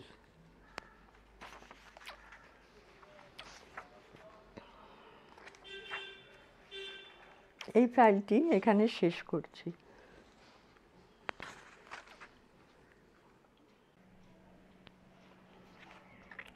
113 পৃষ্ঠার পরবর্তী অংশ। ভাষা আর ভাব। চিন্তাকে ভাষা থেকে বিযুক্ত করে দেখা যায় না এমন কথা অনেকেই বলেছেন। বেঞ্জামিন লি হোরফের মতো ভাষাবিদ মনে করতেন ভাষাই নির্ধারণ করে দেয় আমাদের চিন্তার ধরন। ব্র্যাকেট হোরফ পৃষ্ঠা 252 ব্র্যাকেট ক্লোজ। আবার আজকের তাত্ত্বিকরা এখন যার কথা বিশেষ করে বলছেন সেই মার্টিন হাইডেগারের বক্তব্য হলো কোট আমরা ভাষার ভেতরে এবং ভাষার সঙ্গেই সহবাস করি, ভাষাই মানব সত্তার ভিত্তি আনকোট। ব্র্যাকেট হাইডেগার পৃষ্ঠা 112 ব্র্যাকেট ক্লোজ। এতটা হয়তো সকলে মানবেন না, তবে চিন্তাকে যে ভাষা থেকে বিচ্ছিন্ন করে দেখা যায় না এই প্রতিপাদ্যটি এখনকার ভাষা বিজ্ঞানে মোটামুটি স্বীকৃত। চমস্কি হোরফের মত মানেন না, কিন্তু এটা তিনি মনে করেন যে ভাষার ভেতরে ভাব জ্ঞাপনের একটা সিস্টেম বা গঠনতন্ত্র আছে। ব্র্যাকেট চমস্কি 1976 পৃষ্ঠা 4 56 থেকে 57 ব্র্যাকেট ক্লোজ। অন্যদিকে হ্যালিডের মত হলো ভাষা শেখার ভেতর দিয়ে আমরা আসলে অর্থ নির্মাণ করতেও শিখি। ভাষা শিক্ষা হলো একটা অর্থকরণের প্রক্রিয়া বা সিগনিফিকেশন। ব্র্যাকেট হ্যালিডে পৃষ্ঠা 205 ব্র্যাকেট ক্লোজ। হেলেন কেলার তাঁর জীবনের উপলব্ধি থেকেও প্রায় একই ধারণায় পৌঁছেছিলেন। ওয়াটার শব্দটি শিখতে পারার দিনে তিনি অনুভব করেছিলেন কোট চিন্তাকে ফিরে পাবার রোমাঞ্চ। পৃষ্ঠা 114 bracket a thrill of returning thought bracket close third bracket আমার জীবন পৃষ্ঠা 18 থেকে 19 ব্র্যাকেট ক্লোজ। ব্যাধি তার যে সহজাত ক্ষমতাকে নষ্ট করে দিয়েছিল একটি শব্দের ধারণা আবার তাকে ফিরিয়ে আনলো। বাংলায় একে আমরা বলতে পারি বোধের পুনরাবির্ভাব বা অনুবোধ।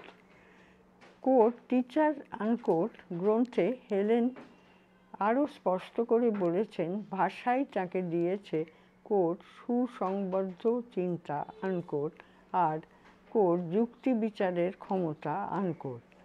ব্র্যাকেট টিচার পৃষ্ঠা 42 ব্র্যাকেট ক্লোজ। হেলেন মনে করেন ভাষা শেখার আগে তাঁর কোট বুদ্ধিবৃত্তির আনকোট বিকাশ হয়নি। পদার্থের কোনো ধারণা তার ছিল না। চারপাশে ছড়ানো জিনিসপত্র তাকে আকর্ষণ করত, কিন্তু সে ছিল কোট জৈবনিক তাড়না মাত্র আনকোট। বিমূর্ত বিষয়গুলিও তিনি ঠিক বুঝতেন না। হেলেন চমৎকার করে বলেছেন তিনি কিছু ভাবছেন বলে যখন মনে হতো তখন তার কপালে ভাঁজ পড়ত না। এর অর্থ এই যে তিনি তখনও প্রকৃত অর্থে চিন্তা করতে শেখেননি। ব্র্যাকেট টিচার পৃষ্ঠা 97 থেকে 110 ব্র্যাকেট ক্লোজ। ভাষা তাকে ভাবতে প্রশ্ন করতে শেখালো, তার কোট অনুসন্ধানের ক্ষেত্রকে প্রসারিত করে দিল আনকোট। এরপর টিচার যখন একদিন তার কপালে এঁকে দিলেন কোট থিঙ্ক আনকোট, হেলেন বুঝতে পারলেন তার মাথার ভেতর এখন যে প্রক্রিয়াটা চলছে তার নাম চিন্তা। ব্র্যাকেট আমার জীবন পৃষ্ঠা 22 থেকে 23 ব্র্যাকেট ক্লোজ।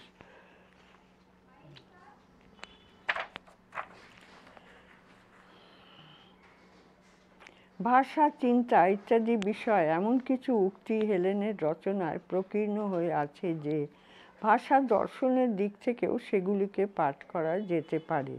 অ্যানি যখন হেলেনকে হাতে লিখে শব্দের বানান শেখাচ্ছেন তিনি জানেন এইভাবে ভাষা শেখা যায় না।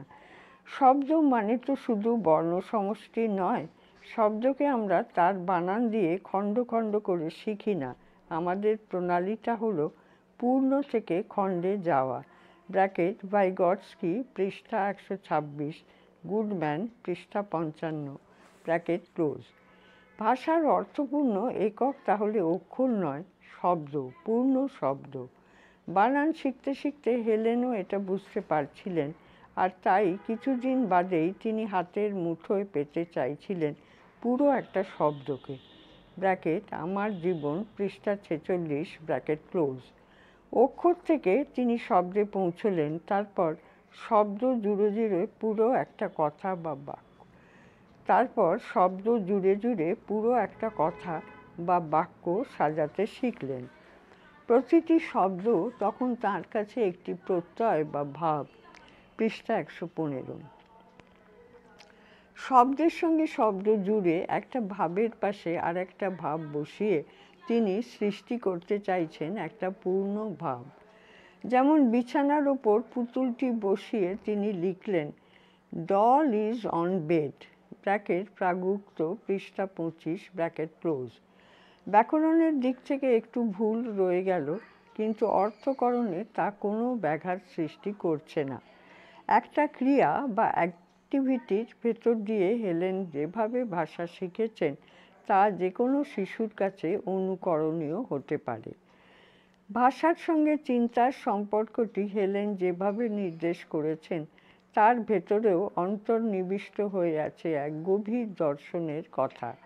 একটি বস্তু বা বিষয়কে নাম চিহ্নিত করতে পারা আমাদের অবধারণ বা কগনিশনের প্রথম ধাপ বলা যেতে পারে। হেলেনও বলেছেন ভাষাই তার মনে কোট বস্তুর ধারণা আনকোট নিয়ে এলো। তার সামনে একটা জগৎ খুলে গেল। ভাষা যতদিন তার অনায়ত্ত ছিল তিনি ছিলেন কতকগুলো সম্ভাবনার সমষ্টি। অ্যানি স্যালিভানি উন্মুক্ত এবং বিকশিত করে দিলেন সেই সম্ভাবনাগুলিকে। ব্র্যাকেট আমার জীবন, পৃষ্ঠা 20-29, ব্র্যাকেট ক্লোজ।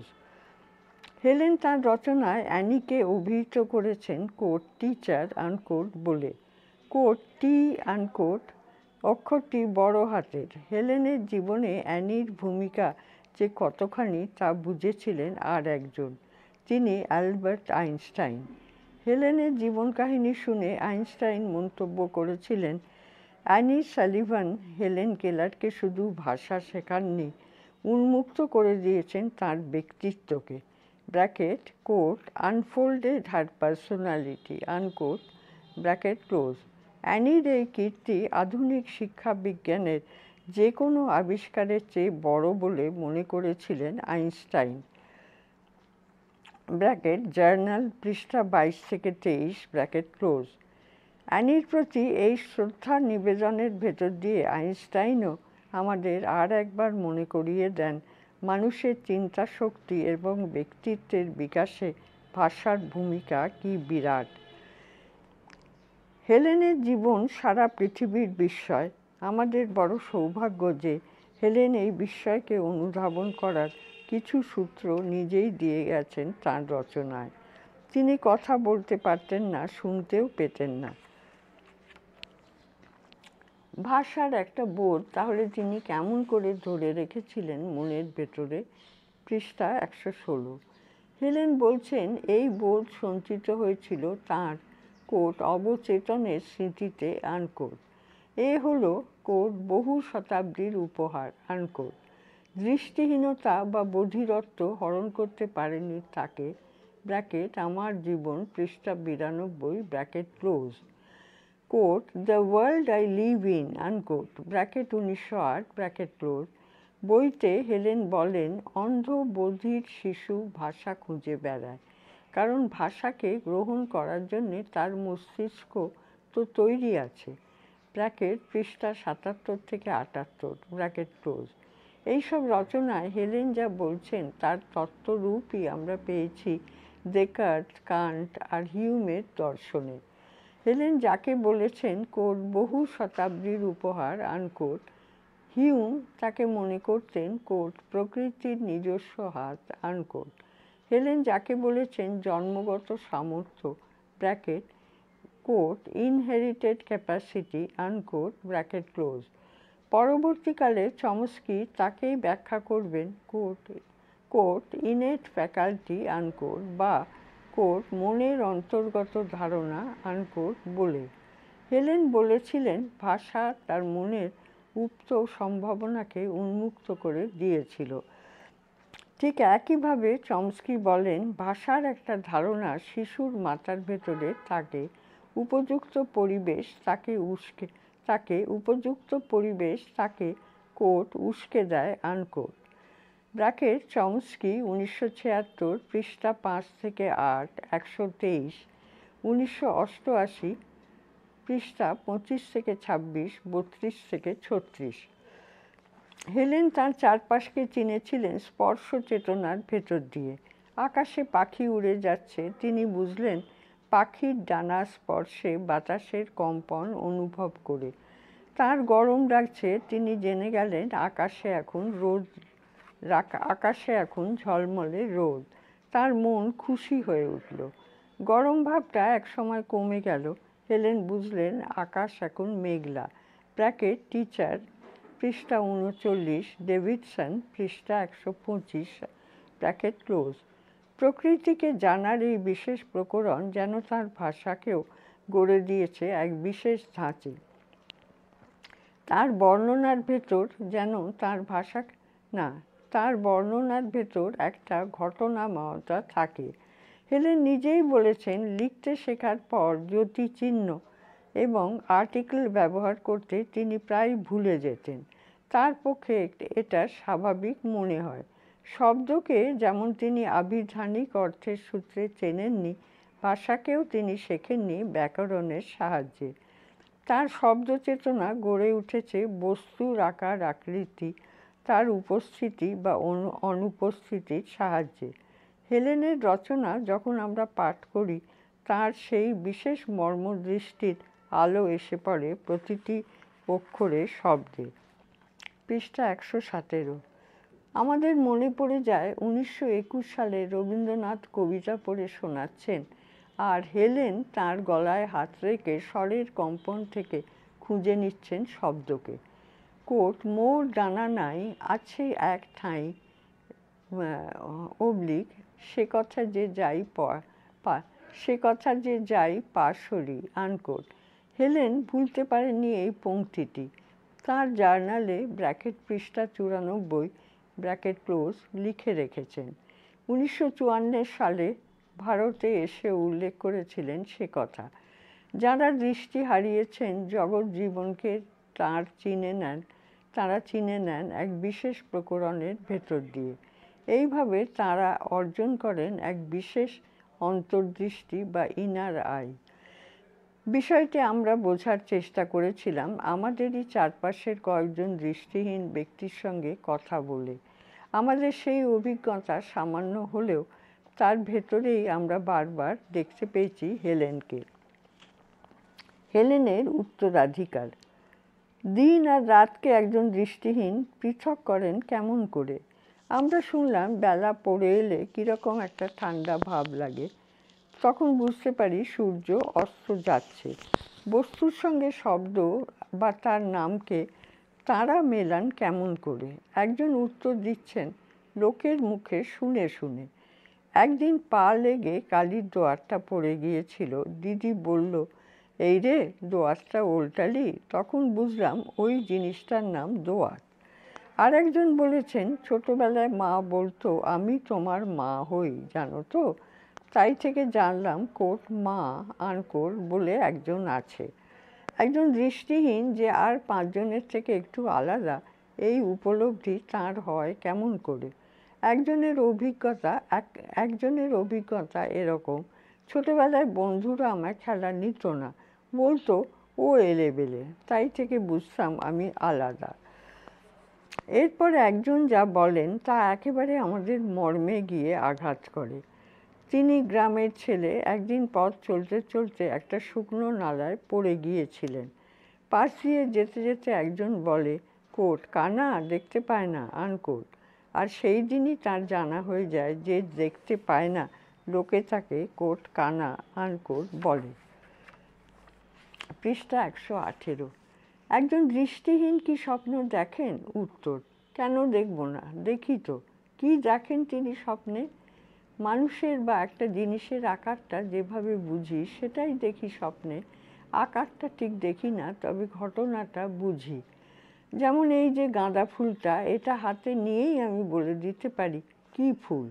আপনারা যেমন দেখেন আমরাও দেখি, তবে আমাদের মতো করে। এইবার যেন আমরা একটা ধারণার আভাস পাই দৃষ্টিহীনেরও দৃষ্টি আছে। তিনিও দেখেন, তবে তার নিজস্ব প্রকরণে মানুষ ভাব গঠন করে নিয়ে। একটি বস্তুকে যখন তিনি স্পর্শের সাহায্যে চিনছেন, তার এক একটা অংশই চেনা হচ্ছে প্রথমে, কিন্তু সবটা চেনা হয়ে যাওয়ার পর সমগ্রর একটা প্রতিবিম্ব গড়ে উঠছে তার মনে। ভাষাও তিনি শেখেন সেইভাবেই। তিনি যখন ব্রেল পড়ছেন, পূর্ণ একটা শব্দই পাঠ করছেন এবং এইভাবে বস্তু বা বিষয়ের একটা ধারণা পেয়ে যাচ্ছেন মনের ভেতর। তার ভাষা শিক্ষার প্রকরণটি নিজস্ব, কিন্তু মানস প্রক্রিয়াটি অন্যের থেকে খুব পৃথক নয়। সেই হিসাবে একজন দৃষ্টিহীনও কোট দেখেন আনকোট, এবং বধিরও কোট শুনতে আনকোট পান।